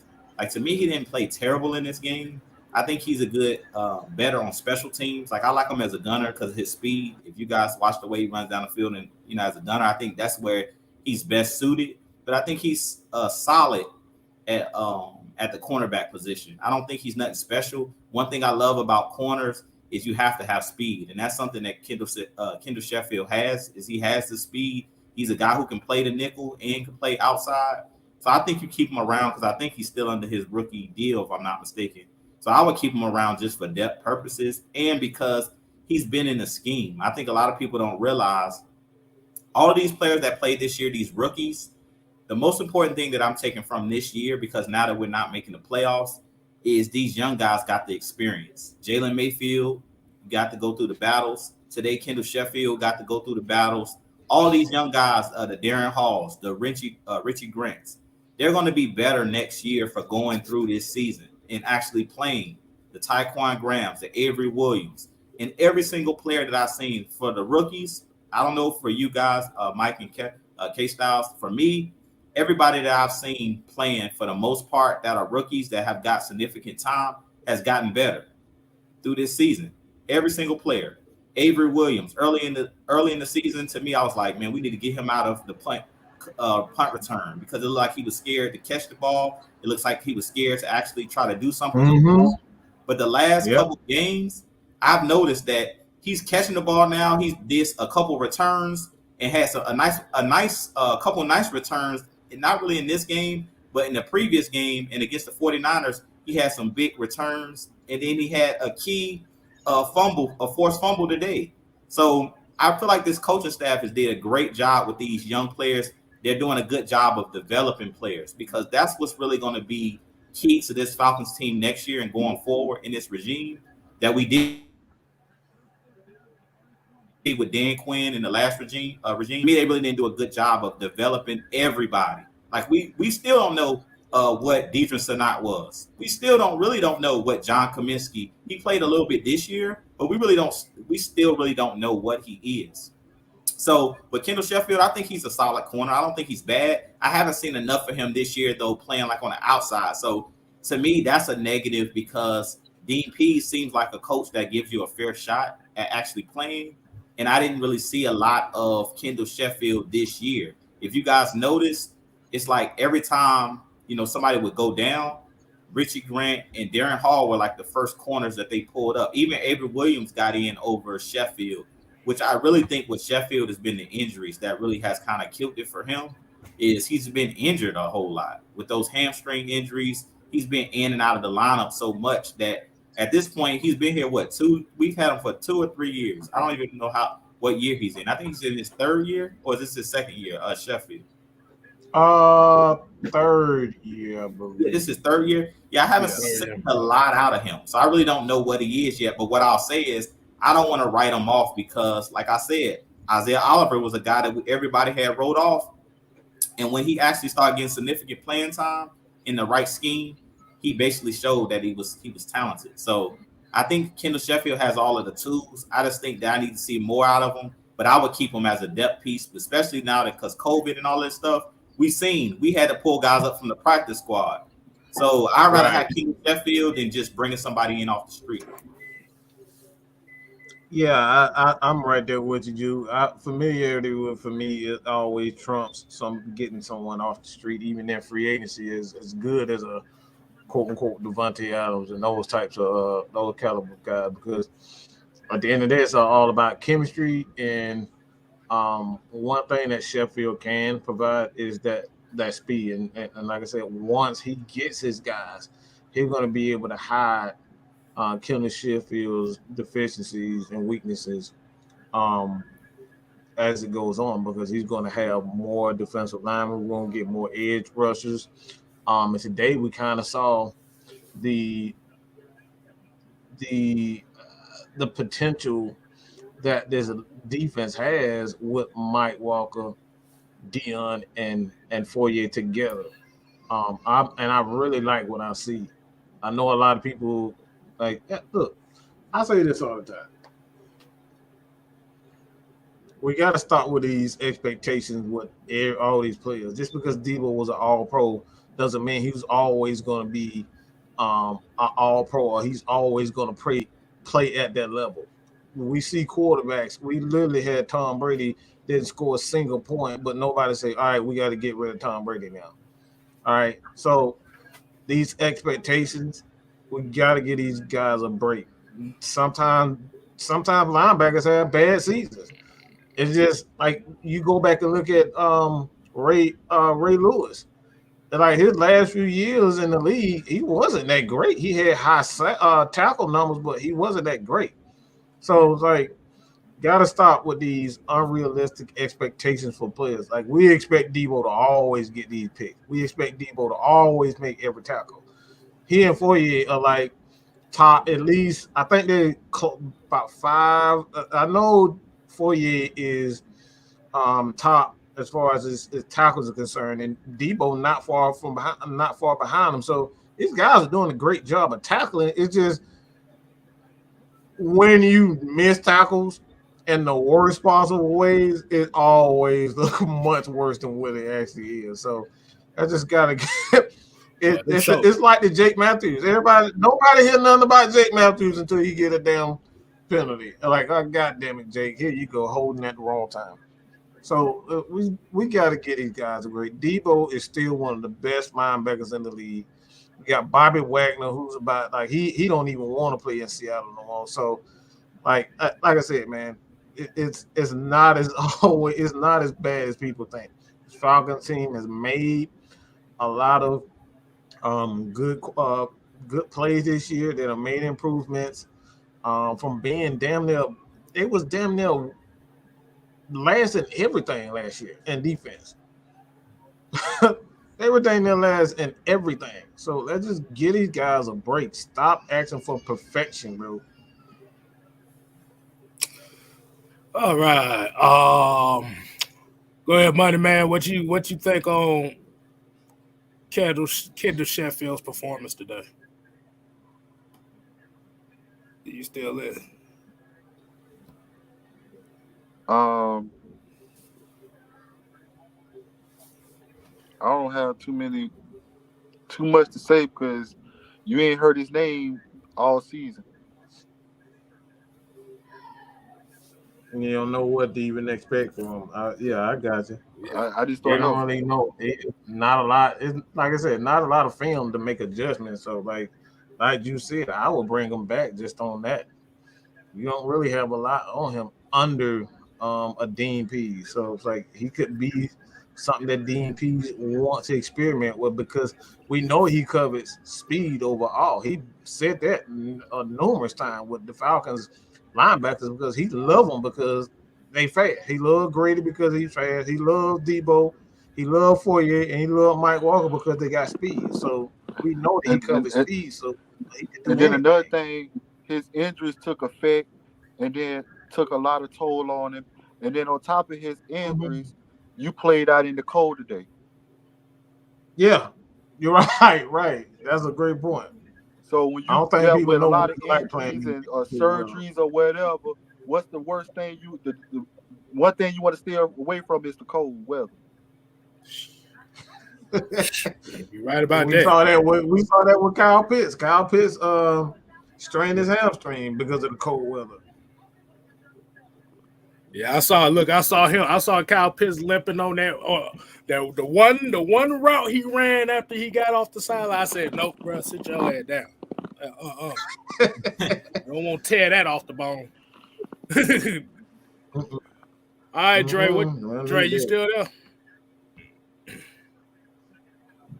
Well, I think he getting ready for something, but okay. We can go to the next. I'm gonna say one thing. There's a guy who we all saw today after Kyle Pitts went down, and I actually took note of him in preseason, and I was like, oh, okay, this dude deserves to be on the team, and that guy is Parker Hesse. That guy can block. That guy can run some routes, even though he doesn't have amazing speed. He gets the job done, and I like that. I feel like he can play fullback, tight end, maybe not wide receiver, but I think that that's something that you can work with.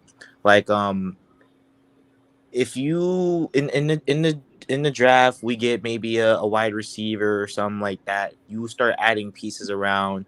uh our run game is already good, which by the way, Arthur Smith's game plan for this game, because when I was doing my scouting, I had no idea what we were going to do. I had no idea, and typically I have an idea. I had no idea what we were going to do against this defense. Arthur Smith really followed a theme of doing screens during two high, maybe one high if the alignment was right, but mainly ran the ball against two high safeties, which I thought was amazing because they would swap like each down with two high, one high, two high, one high, two high, one high. So it would be like they run the ball on two high, against single high safeties. They would do play action with Kyle Pitts, or they would throw the ball to Russell Gage, getting 1-on-1s. And I was like, this is stuff that you see King what's his name? Dude from Carolina, or no, from the Cardinals in the first 8 weeks. He would basically go off of down to down to down and maybe do some creative screens based off of just single high coverages, which I thought was amazing. He was literally adjusting on the fly, and I thought that he maximized what he could in the first half. And the second half is a little bit iffy, but in the first half, I thought Nothing his play different calling from was what he amazing. did. It's nothing different from what he did in Tennessee.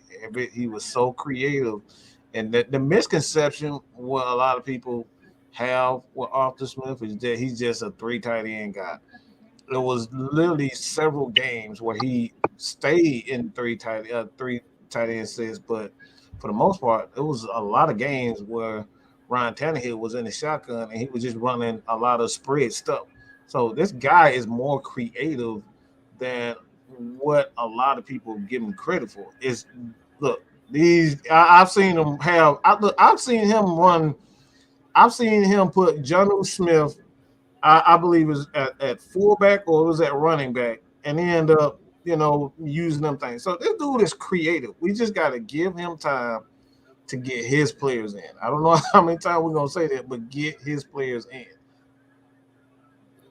Just going back real quick from what Alex was talking about with Parker Hesse, that's kind of what I was saying with Kendall Sheffield is Parker Hesse was in Tennessee with Arthur Smith. That's why he brought him over as that depth piece.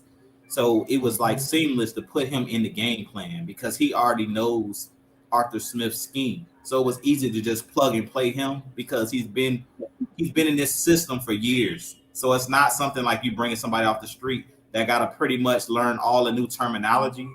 Parker Hesse was been with Arthur Smith in Tennessee for a couple seasons. So putting him in, because Hayden Hurst wasn't able to play, I don't believe, in this game, it was seamless just to drop him into that position because he's played it before. So it pretty much was not hard for him to pick up right where basically Hayden Hurst kind of left off. He's not Hayden Hurst, but he could do some of the similar things, that Hayden Hurst can do as far as catching the ball, as far as being physical and blocking. So that's why I talk about depth. Having depth is key, especially in the NFL, because we know in football, the game of football, at any point, an injury can happen. Anybody could go down, and especially, like I said, now because of the pandemic and because of all of these COVID protocols, you have to have, a number of guys as far as depth pieces that can come in and that can play those roles. Definitely. I mean, Dre. The only thing I'm gonna say is that it's the only way we can go is up right now. This is it. I didn't expect the Falcons to be in a position to compete for a playoff spot with this roster, but I want to say this. I'm gonna need to give you all these non-Falcon fans or even these Falcon fans that said that Arthur Smith needs to be fired. I'm gonna need to give him a break.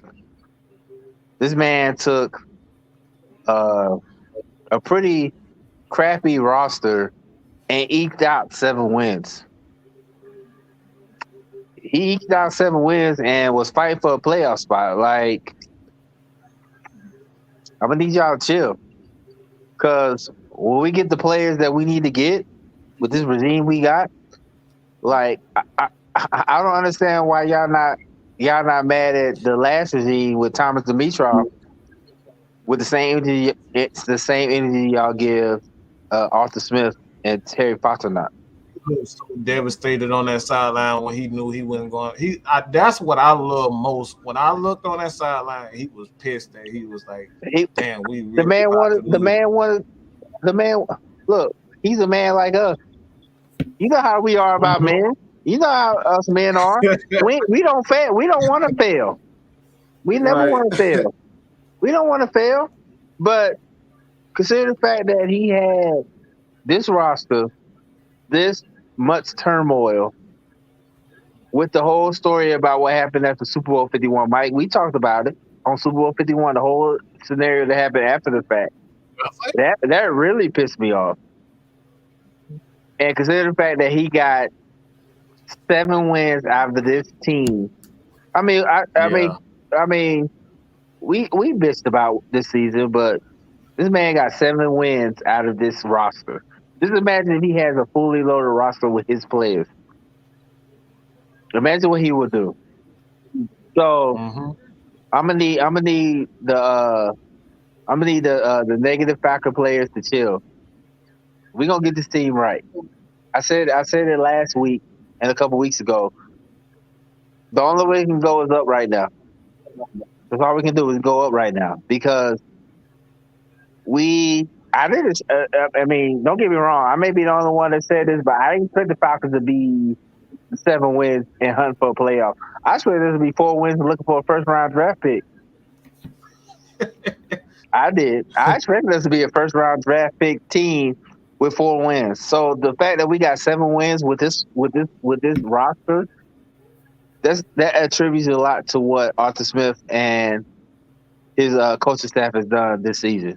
So the only thing I can say right now is only up from here, and I'm excited for what they're going to do. I'm sure that Terry's going to do right by this team.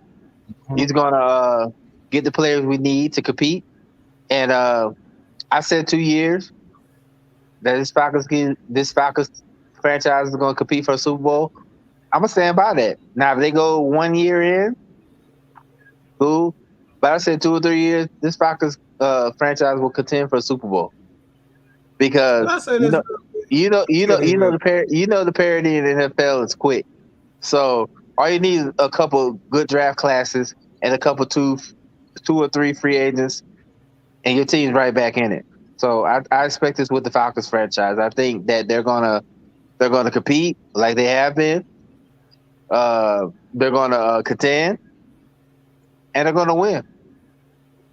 Go ahead, Mike. I know you want to say something. Go ahead, Mike. Let me say this real quick. All you motherfuckers who said Dallas gonna win the Super Bowl, they getting their ass smacked by Arizona right now. So, see, look, you gotta be patient. Wait. Hey, look, the Chiefs lost. Special someone. I know a special someone. We know, Drake. She is not happy right now. Hey, look, the Chiefs lost and the Bucks lost. So, any given Sunday, right? Any given Sunday, right? Any given Sunday. The Bucks lost. They lost to the Jets. The Bucks came back and won. Oh, they did? Oh, okay. They won. They came back and won? Okay. But the Bengals beat the Chiefs. So any given Sunday. And that's props to the Bengals. The Chiefs are a tough team to beat. They really are with them. Yeah. It just shows you that the game of we talked about college football, and I'm gonna let Mike finish his up. We always talk about the game of football. Football is a very unpredictable sport. as much as people talk about Alabama and Georgia playing in the national championship, they had formidable opponents with Cincinnati and Michigan. It's just the fact that Alabama and Georgia's teams was better. They were way better. And you look at the playoff picture now, and I want to ask you guys this question, and just take off the Falcons visors for a minute. What team you think could be? What team you look at and be like, you know what? That's the team That's the team I picked that's going to win the Super Bowl. Because I don't see no one. I don't see nobody win the Super Bowl. I don't see no team be like, you know what? They're going to win the Super Bowl. Because each team can beat any given day.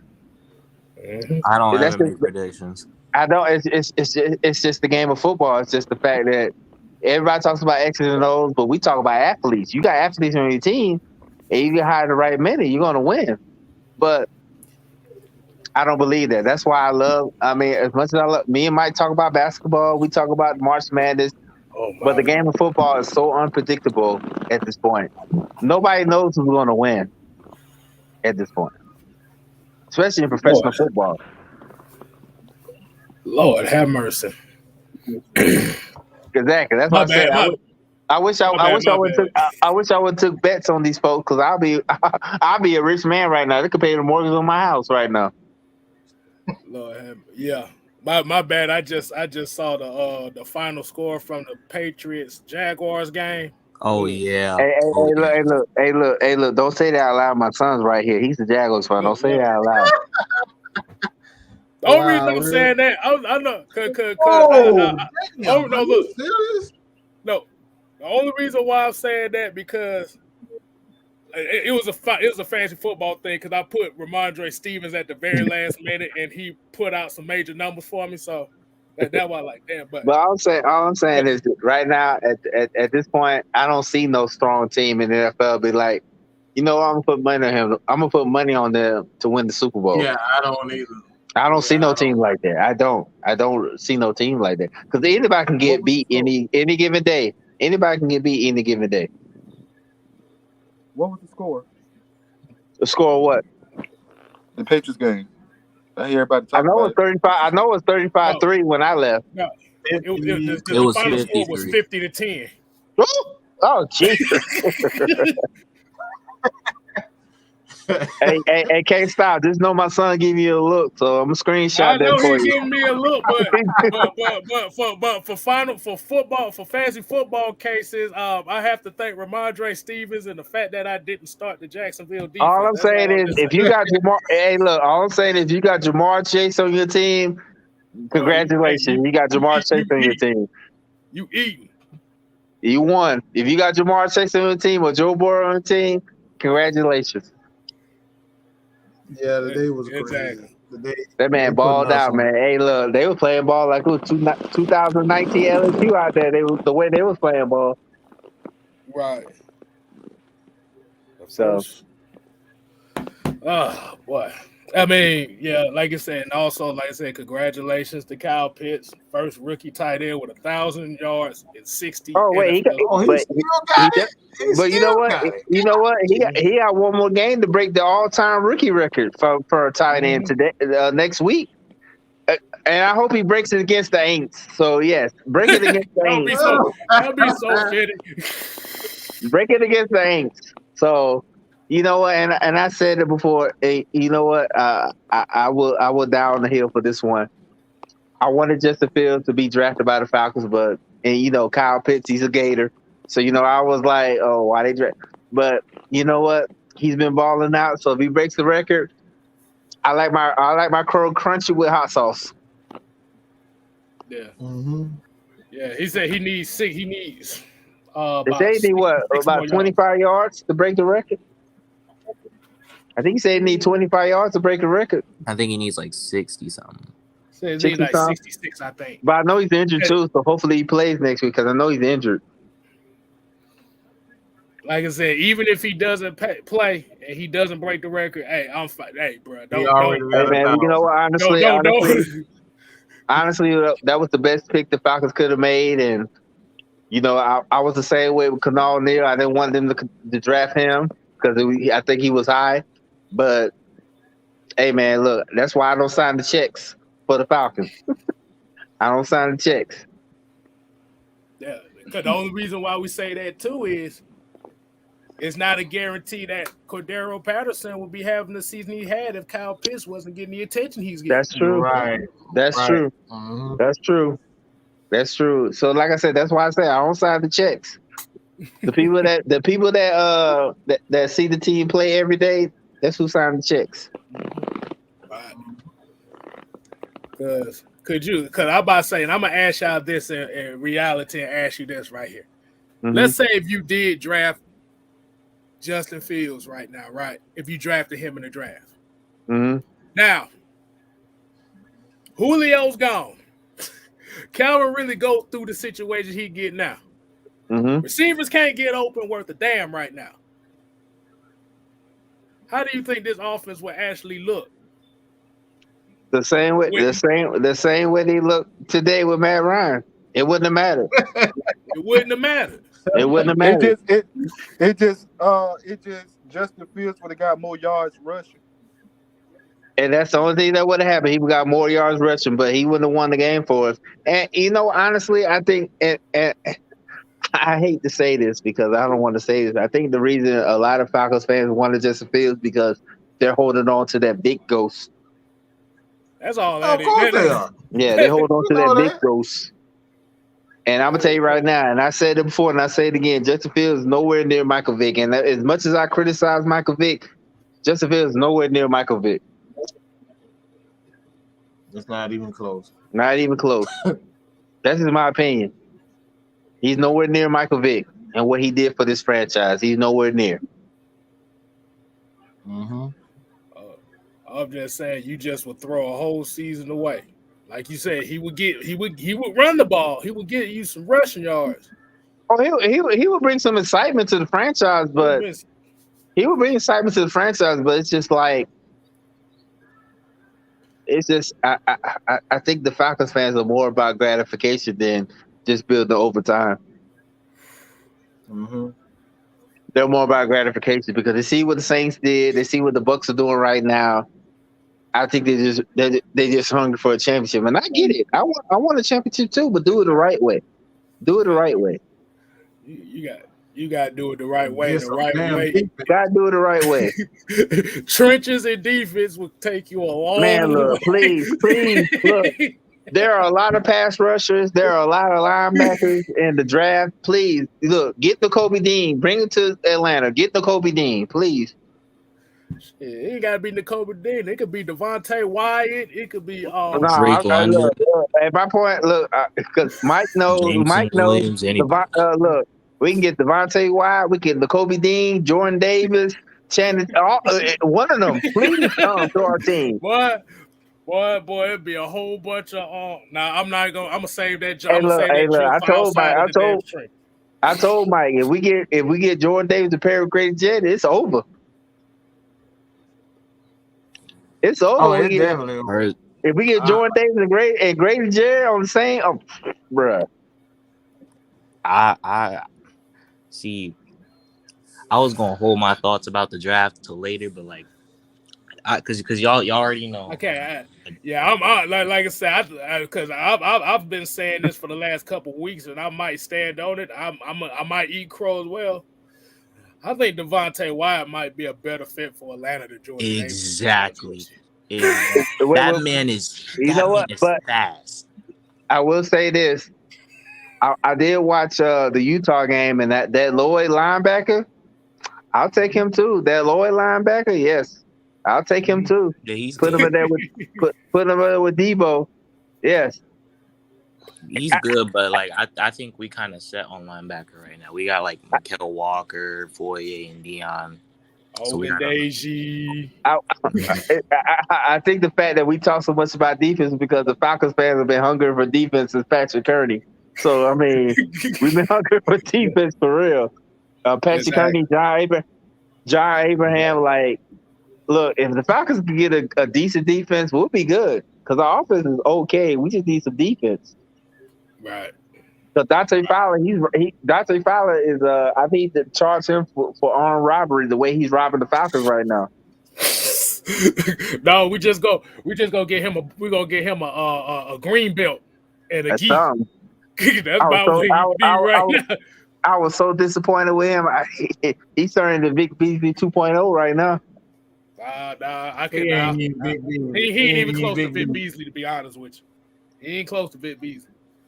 Well, At least Vic Beasley gave you something. He, like I said, you seen something. Well, all I know is I saw today he whipped on about 3 sacks today. I was just like, bro, you had about 3 of them. That's right on the there. light 3 of them side. That's on the light side. That's on the light side. I told you, bro. That dude was trying to do that Luke. Now he wasn't trying to do the bicycle kick. This guy, he was trying to do that Luke Kane like across the screen kick. The one we were like, whoa! You tried to do that one. Well, Mike, you know what school you went to, right? No, I don't need to know that. Okay, I know your son. I know your son looking at your cross-eyed right about that. I'm just putting it out there. He went to the University of Florida. You know they trash anyway, so.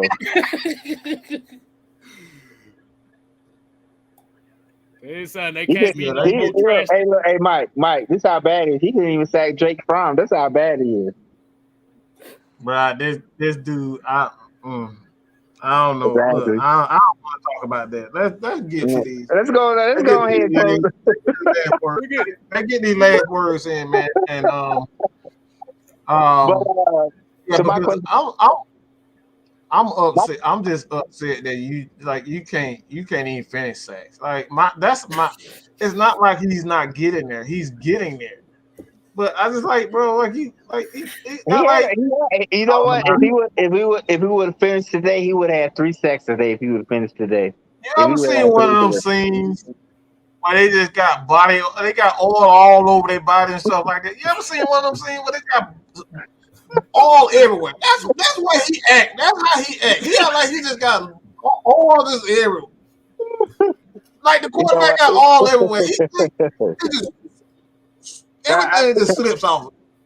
You know what? Honestly, bro, it's just like he would have had 3 today. If he would have finished his sacks today, he would have had 3. He would have had 3 today. He would have had 3. It's just you ain't wrong about liking him. He's just been a disappointment. I wouldn't say, because what a complete failure is a guy that just ain't even getting to the quarterback. Ray Edwards wouldn't even get to the quarterback. You see all that diving that was going. You see all that diving that was going on in the backfield. All that diving and missing and all that in the backfield look like. Wait! Did he do like a Superman punch type thing and he missed totally? Tried to do Superman punch. Hey, Styles! You remember the game Angry Birds when the birds be just shooting every way missing? Oh yeah,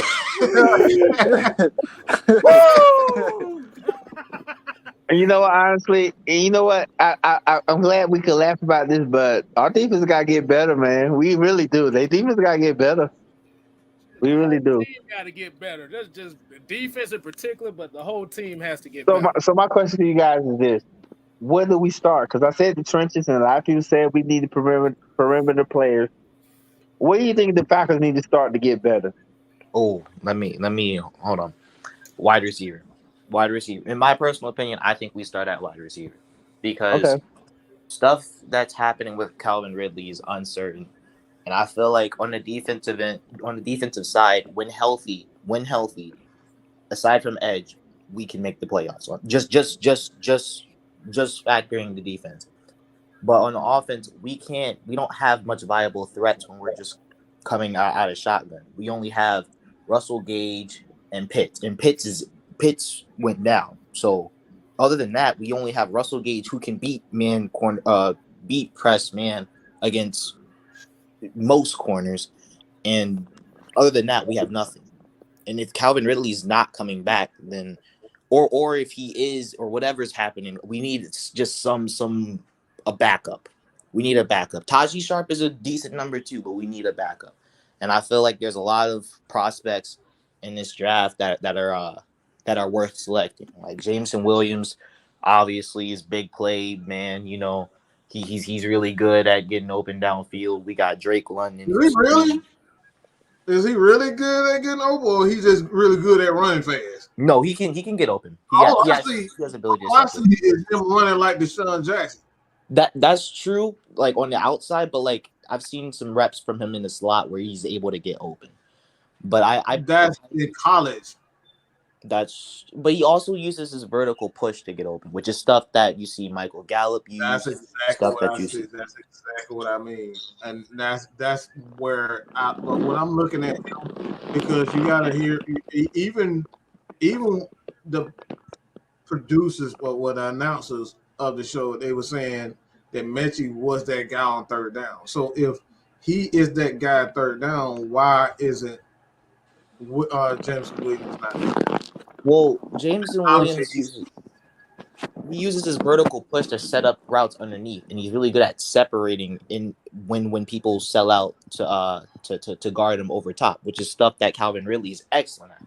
That's why when you did those deep outs and stuff, he used his speed to build up speed, and corners would be like, oh, he's about to run a go, they're probably going to throw it to him, and boom, he'd snap off and get like a 25-yard out, which is stuff that Jameson Williams can do. Like on play action passes, he can be that guy running crossers and getting open, like how Russell Gage was used, how Kyle Pitts was used, and stuff like that. But I think that Drake London is someone that a lot of people have been talking about, and it's worth the hype. Like that dude is big and has separation quickness, which is really rare.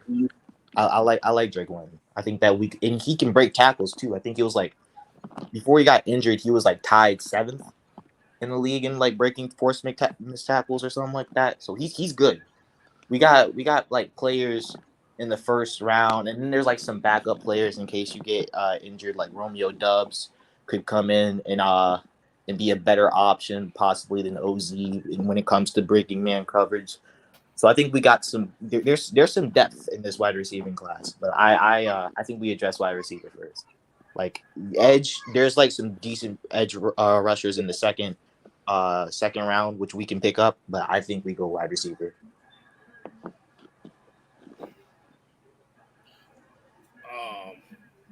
Who else going next? I'll go. Go, man. Go ahead. What was the question? What should the Falcons do with this draft? Should they go? What position they need the most to fill the hole? What should they start? They should start with the defense. At first, I will move to I'll start with the defense. Then I'll move to the offensive line, and then I'll finish it up with the receivers and running backs or whatever that's available. But I will definitely start off with the defense. I agree. Drew, anybody? Who else want to go? I think on the defense, I would start on the defense. The trenches. The trenches is huge. I think you'll be able to find a wide receiver. Like even if we say trade down, as Mike was saying earlier, or even if we decide to stay where we at, I would go out and get the best defense alignment available. Whether it's inside and getting Grady a partner like a Jordan Davis, or maybe an edge. I don't know. I haven't actually, started breaking down the tape for the guys that are going to be in this draft as far as the edge guys.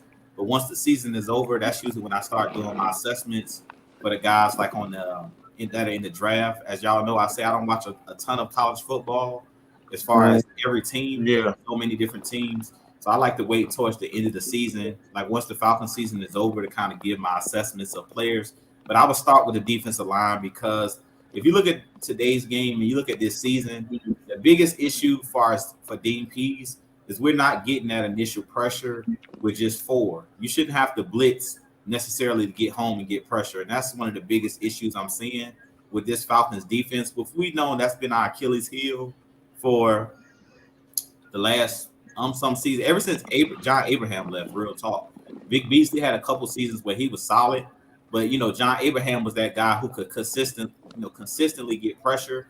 And we had a defensive line with Rod Coleman, guys around him, Jonathan Babineau, that can consistently get pressure. So I would go out and bring in another partner for Grady, and then I would also bring in an edge guy. And then that second round pick or the next pick, I would go with a wide receiver and then I would go from there. But you got to start in the trenches. I think the offensive line is going to be okay. I think that they just need more time together as they continue to gel. Like I said, I've seen Mayfield, I've seen Hennessy improve enough where I'm not too worried about going out and taking a high draft pick. Yeah, you may go in and bring some guys in with depth pieces, like on the offensive line, but I wouldn't go in and get a top pick in this draft for the offensive line because we've done that already. I would just go in and bring guys that can battle, maybe be guys later on in the draft that can be depth pieces.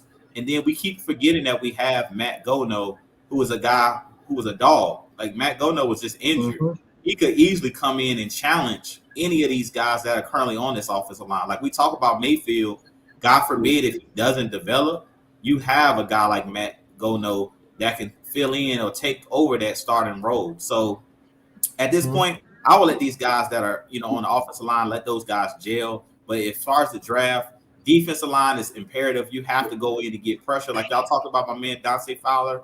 I'm still a huge Dante Fowler fan, but like we said, I have I grade on a high scale. His bar is raised high, and he hasn't met that. So to be honest, Dante Fowler's just hurting himself with that because, like I talked about Ridley earlier, he's not going to get those incentives that he could have got because he missed a lot of these sacks that he's whiffed on.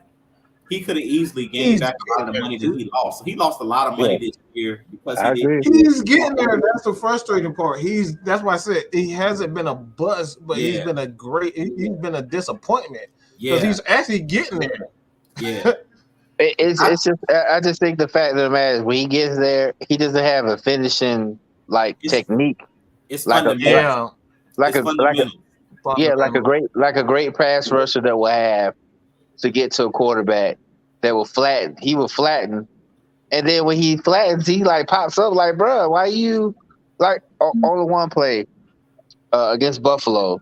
He flattened against the offensive line, but then he just jumped up and tried to Superman punch Josh Allen. I'm like, bro, you was flat, just hit him. And you know what? And it goes back, and I think it goes back to the whole protecting the quarterback. I think that he didn't want to hit the quarterback in the wrong way to get a penalty. I think it's just the fact that the NFL protects the quarterback so much that he's like, I don't know how to attack this quarterback. So it confuses a lot of defensive players because I remember back last year, a lineman from the Miami Dolphins, he tore his ACL because he didn't know how to tackle the quarterback. So I think that this is more so on the NFL because the NFL wants to protect the quarterbacks, but they're not protecting the defensive players making the play. It seems like they're handcuffing more of the defensive players making plays. And I'm not discounting Dante Fowler. I think he's still rubbish, but I'm just trying to give him a bone here. That's all I'm trying to do. Give him a bone here. But you got to think about he had a little help, but a tragic happened where some stuff happened, and that help wasn't no longer there no more. Like with Bakarius Mingo, we forgot about him. He was one of the linebackers that we had. They had caught the case or whatever, and they fired him. Exactly. Yeah. Yeah. It's just. I think it's just the fact of the matter is I just feel that the defensive players are handcuffed because they don't want to break the rules. They don't want to break the rules because the NFL I saw a lot of that today. That's why I was so frustrated. I saw the NFL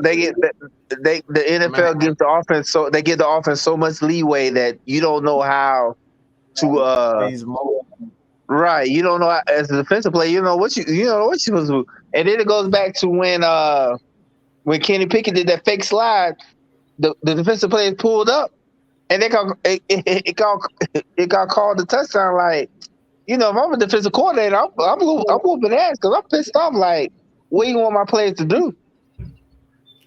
You don't want my players to hit the quarterback and knock him out, but you got the quarterbacks and running backs fake slide on my defense, and they don't know what to do. So I saw a lot of that from them. I saw a lot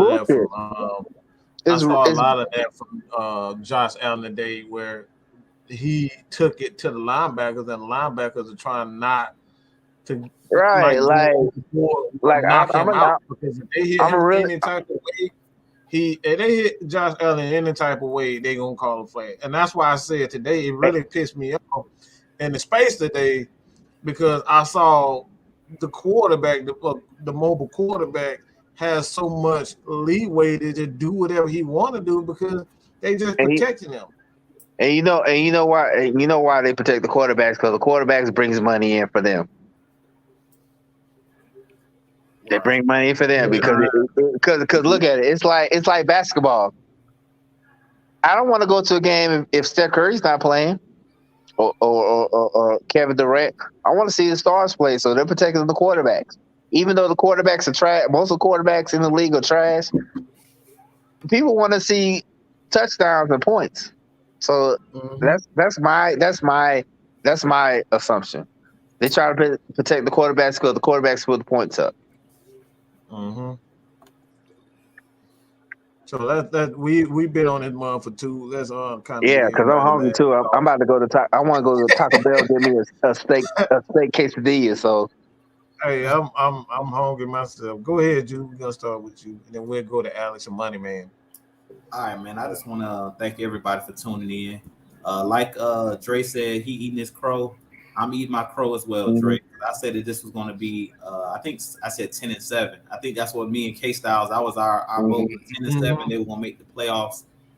They fell short of that. They're not in the playoffs. They got eliminated today. But I'm proud of this team. I want to say that I'm very proud of this team. Right. Like I said, they overachieved this year because when I said that they were going 10-7, that was prior to me knowing that Calvin Ridley was not going to be here for the majority of the season. So I do kind of have a caveat. Me and Kevin do have an out. Well, K-Style got an out because we didn't know going into it that it would be without Calvin Ridley. I thought Calvin Ridley would be here. We'll have Kyle Pitts, Calvin Ridley, Hayden Hurst, and Cordell Patterson. It didn't work out that way. But I'm still proud of this team because we even seen today, even when they got the Bills got out to that lead, I think it was up 14-2 at one point. This team clawed back into the game and at halftime had it 15-14. So that just shows you that this team, no matter what, Arthur Smith and Terry Fontenot, they're building that winning culture because we see that this year they have no give up in this team. Every single game, like I think the point spread was like 14.5 going into this game.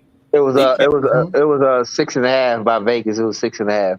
Okay, 6.5. This team was like right there with them the whole game. For the majority of the game, the Falcons was right here in that game. You know, one possession game to pretty much all the way down to the fourth quarter. They was scratching, clawing, doing everything they could to win this game. And what we're not counting as well that we have to take into account for this game, you were out Fabian Monroe. You were out the Marlon Davisons. A lot of the players that we do have, a lot of those guys were on the COVID list. You were out of Jonathan Bullard.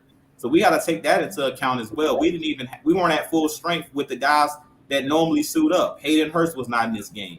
That played another key role into this game. And even with all of those guys being down, we still fought. And these dudes came to play and went toe-to-toe with one of the better teams in the AFC. So shout out to this Falcons for competing today. Like I said, we're not making the playoffs, but we have one more game left against the Saints next week.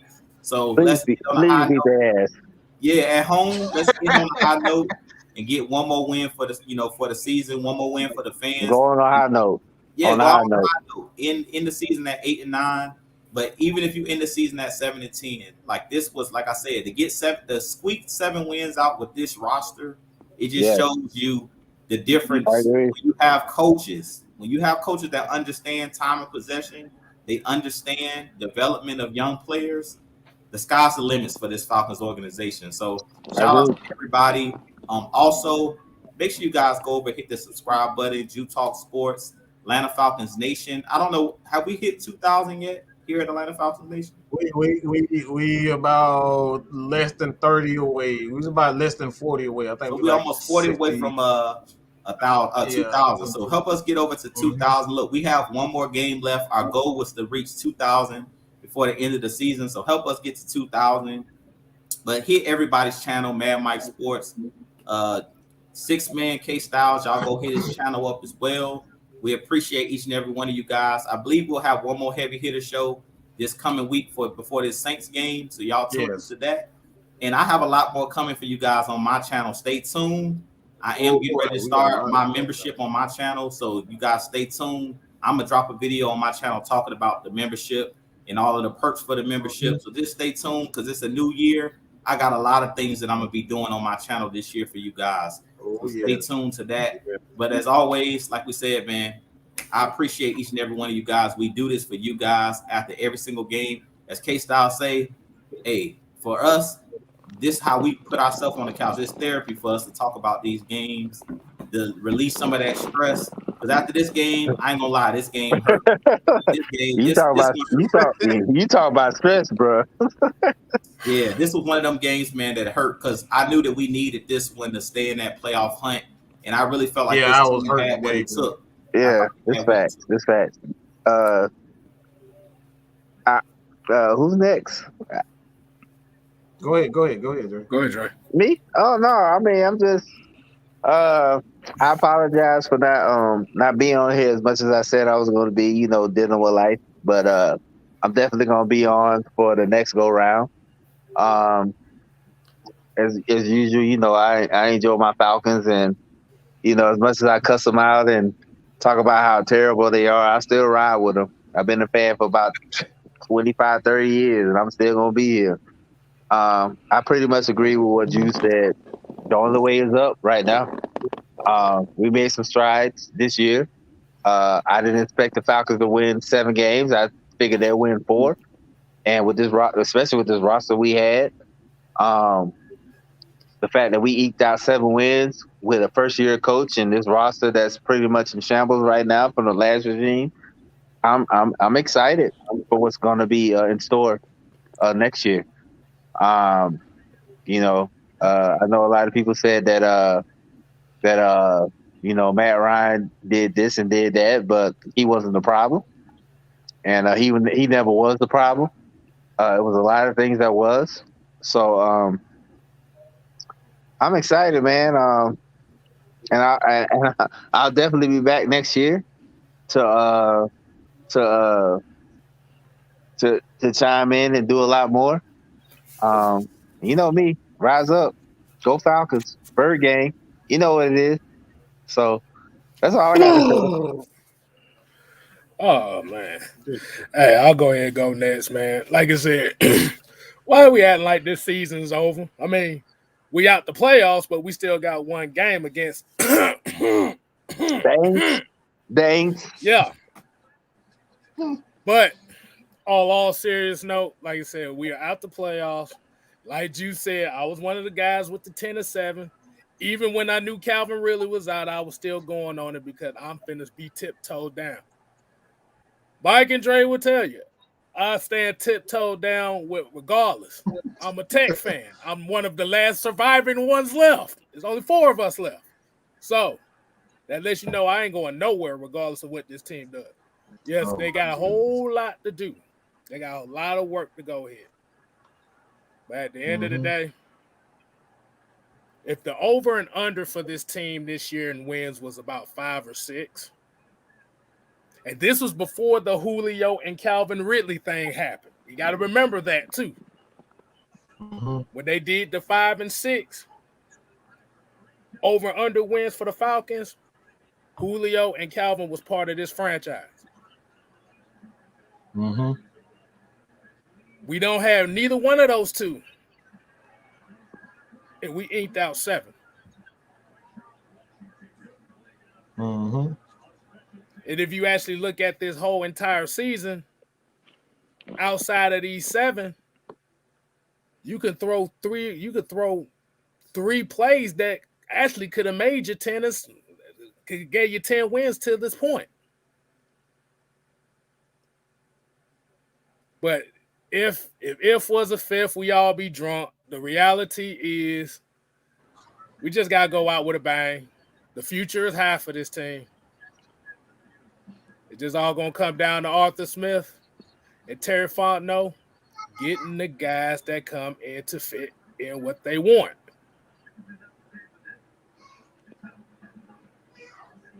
So for a lot of y'all that may have jumped off, this is a good time to jump off. Don't jump your ass back on when stuff start getting good. Mm-hmm. Because I have a list and I write names down. I just let y'all know. I write names down. I have like when Jericho used to say, "You're on the list." Yeah, I got that list right there. Mm-hmm. So I write names down. If stuff start going good, I'm gonna look at that list. If y'all show up and you start giving props to this team, I'm gonna look at that list. Like, oh, wait a minute. You the one that said this franchise will go nowhere.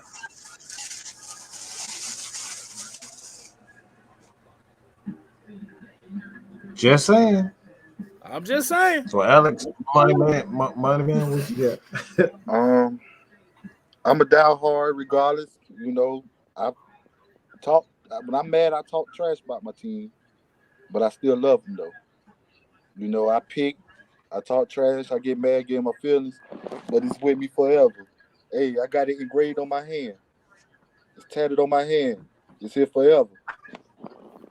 So, you know, we had a, you know, Arthur Smith, he did a great job, accomplished a lot of things because what coach, you know, come in the first year and can win 7 games with a roster that he had nothing to do with. So that speaks volumes on him as well. I think he's going to have a great future. I believe, you know, we're going to have a great future as well because quite sure we already know Arthur Blank is tired of wasting his money. And I'm looking forward to being on the show. Just like I said, you know, I always want to be on here every week, but, you know, with me dealing with different things, you know, kind of had me occupied or whatever. Yeah. And I want to come back for the future as well. And I thank y'all for having me today. Yes, sir. Alex, you got something? Yeah.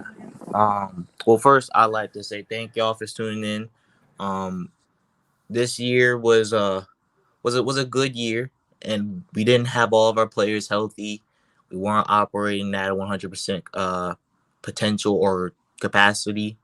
So it was a rough season, but it was a good season. We saw a lot of progress. We saw a lot of potential. We saw a lot of good things from our young players. We saw some not so good things. And this is all, without players like Io, players like Calvin Ridley, players that we need on this team, players that we will do good in the future with them on the team. So honestly, we just got to keep up hope, and I trust in Terry Fontenot. I trust in this team that will make the right decisions to propel us into the playoffs in the next 2 or 3 years.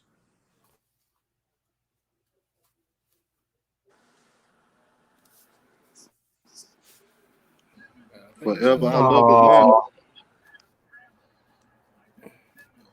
Atlanta. Yeah, boy, Dakota up here doing his best Tony Romo impression. But I'll say this, man. I'm very emotional when I'm watching my Falcons, and yeah, I was really pissed off today. I wanted it so bad. I wanted that playoff so bad, and because I know how these guys, they fought, they clawed, and man, they had if anything went wrong, it went wrong this year.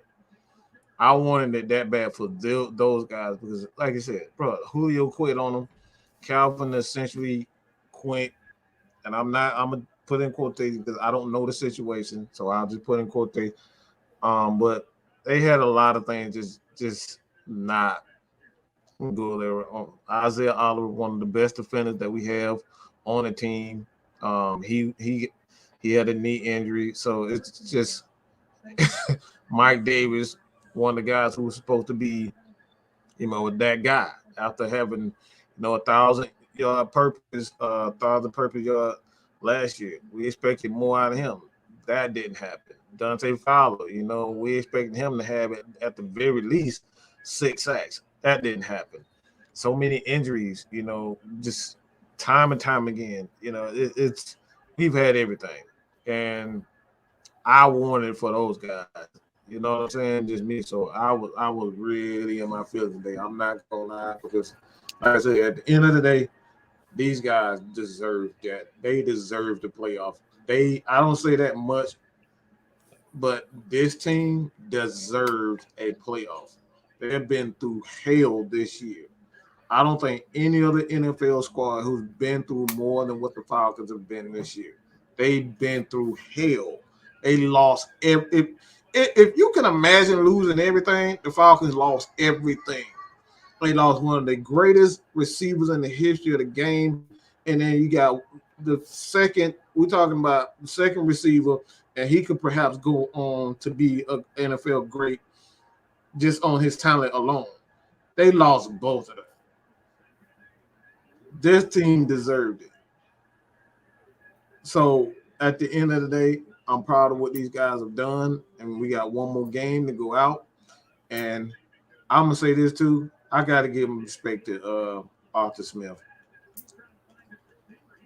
To see his look on the face on the sideline when he was like, "Damn, we're not going to the playoffs." I haven't seen that look from a lot of our coaches. A lot of coaches, they look like they ain't got no emotions. He really like he was pissed. He was like, "Damn, I'm not really making the playoff this year." Like you could see it on his face, and that's what we've been preaching and wanting from this team. Just have somebody that cared. We didn't even know if Dan Quinn cared.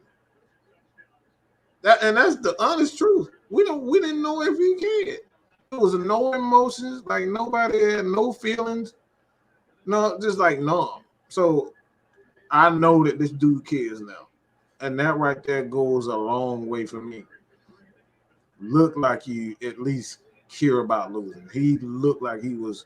If I'm gonna find that still picture, but he was upset. He was looking just like, how Arthur Smith was looking at Dan Quinn on the sideline, where Dan Quinn is Arthur is behind Dan Quinn. He looked like he about to. No, it was Mike Smith. Mike Smith. It was Mike Smith. That's how he was looking, and he just looked like he was real upset, and that we finally got a coach that cares.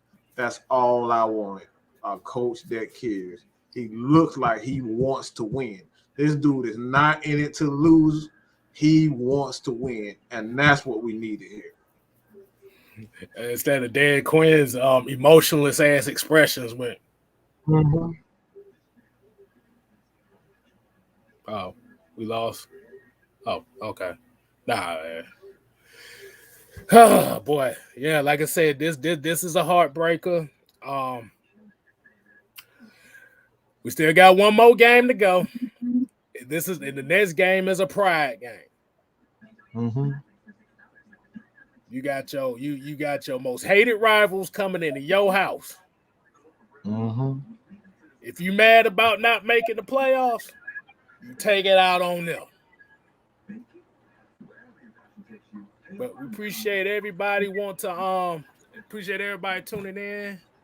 LT, Dre, Alex, Money Man for joining us on this post-game show. As we say, y'all continue to support Atlanta Falcon Nation. Support Six Man K-Style. Support Jew Talk Sports. Support Mad Mike Sports. Hey, man, we do this shit. We here for the long haul. Good, bad, whatever. 17-0, 0-17. We still going to give you the same thing. Mm-hmm.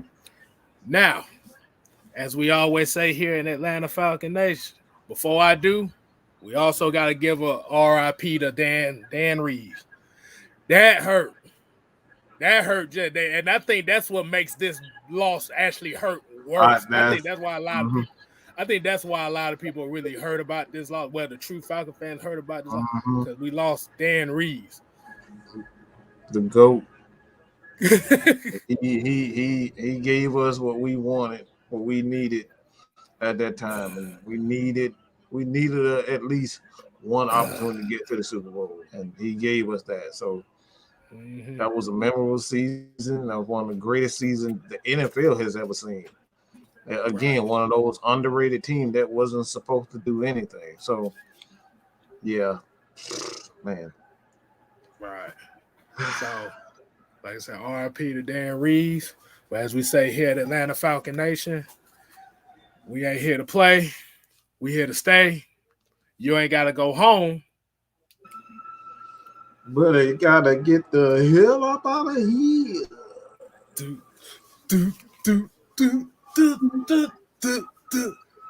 Deuces.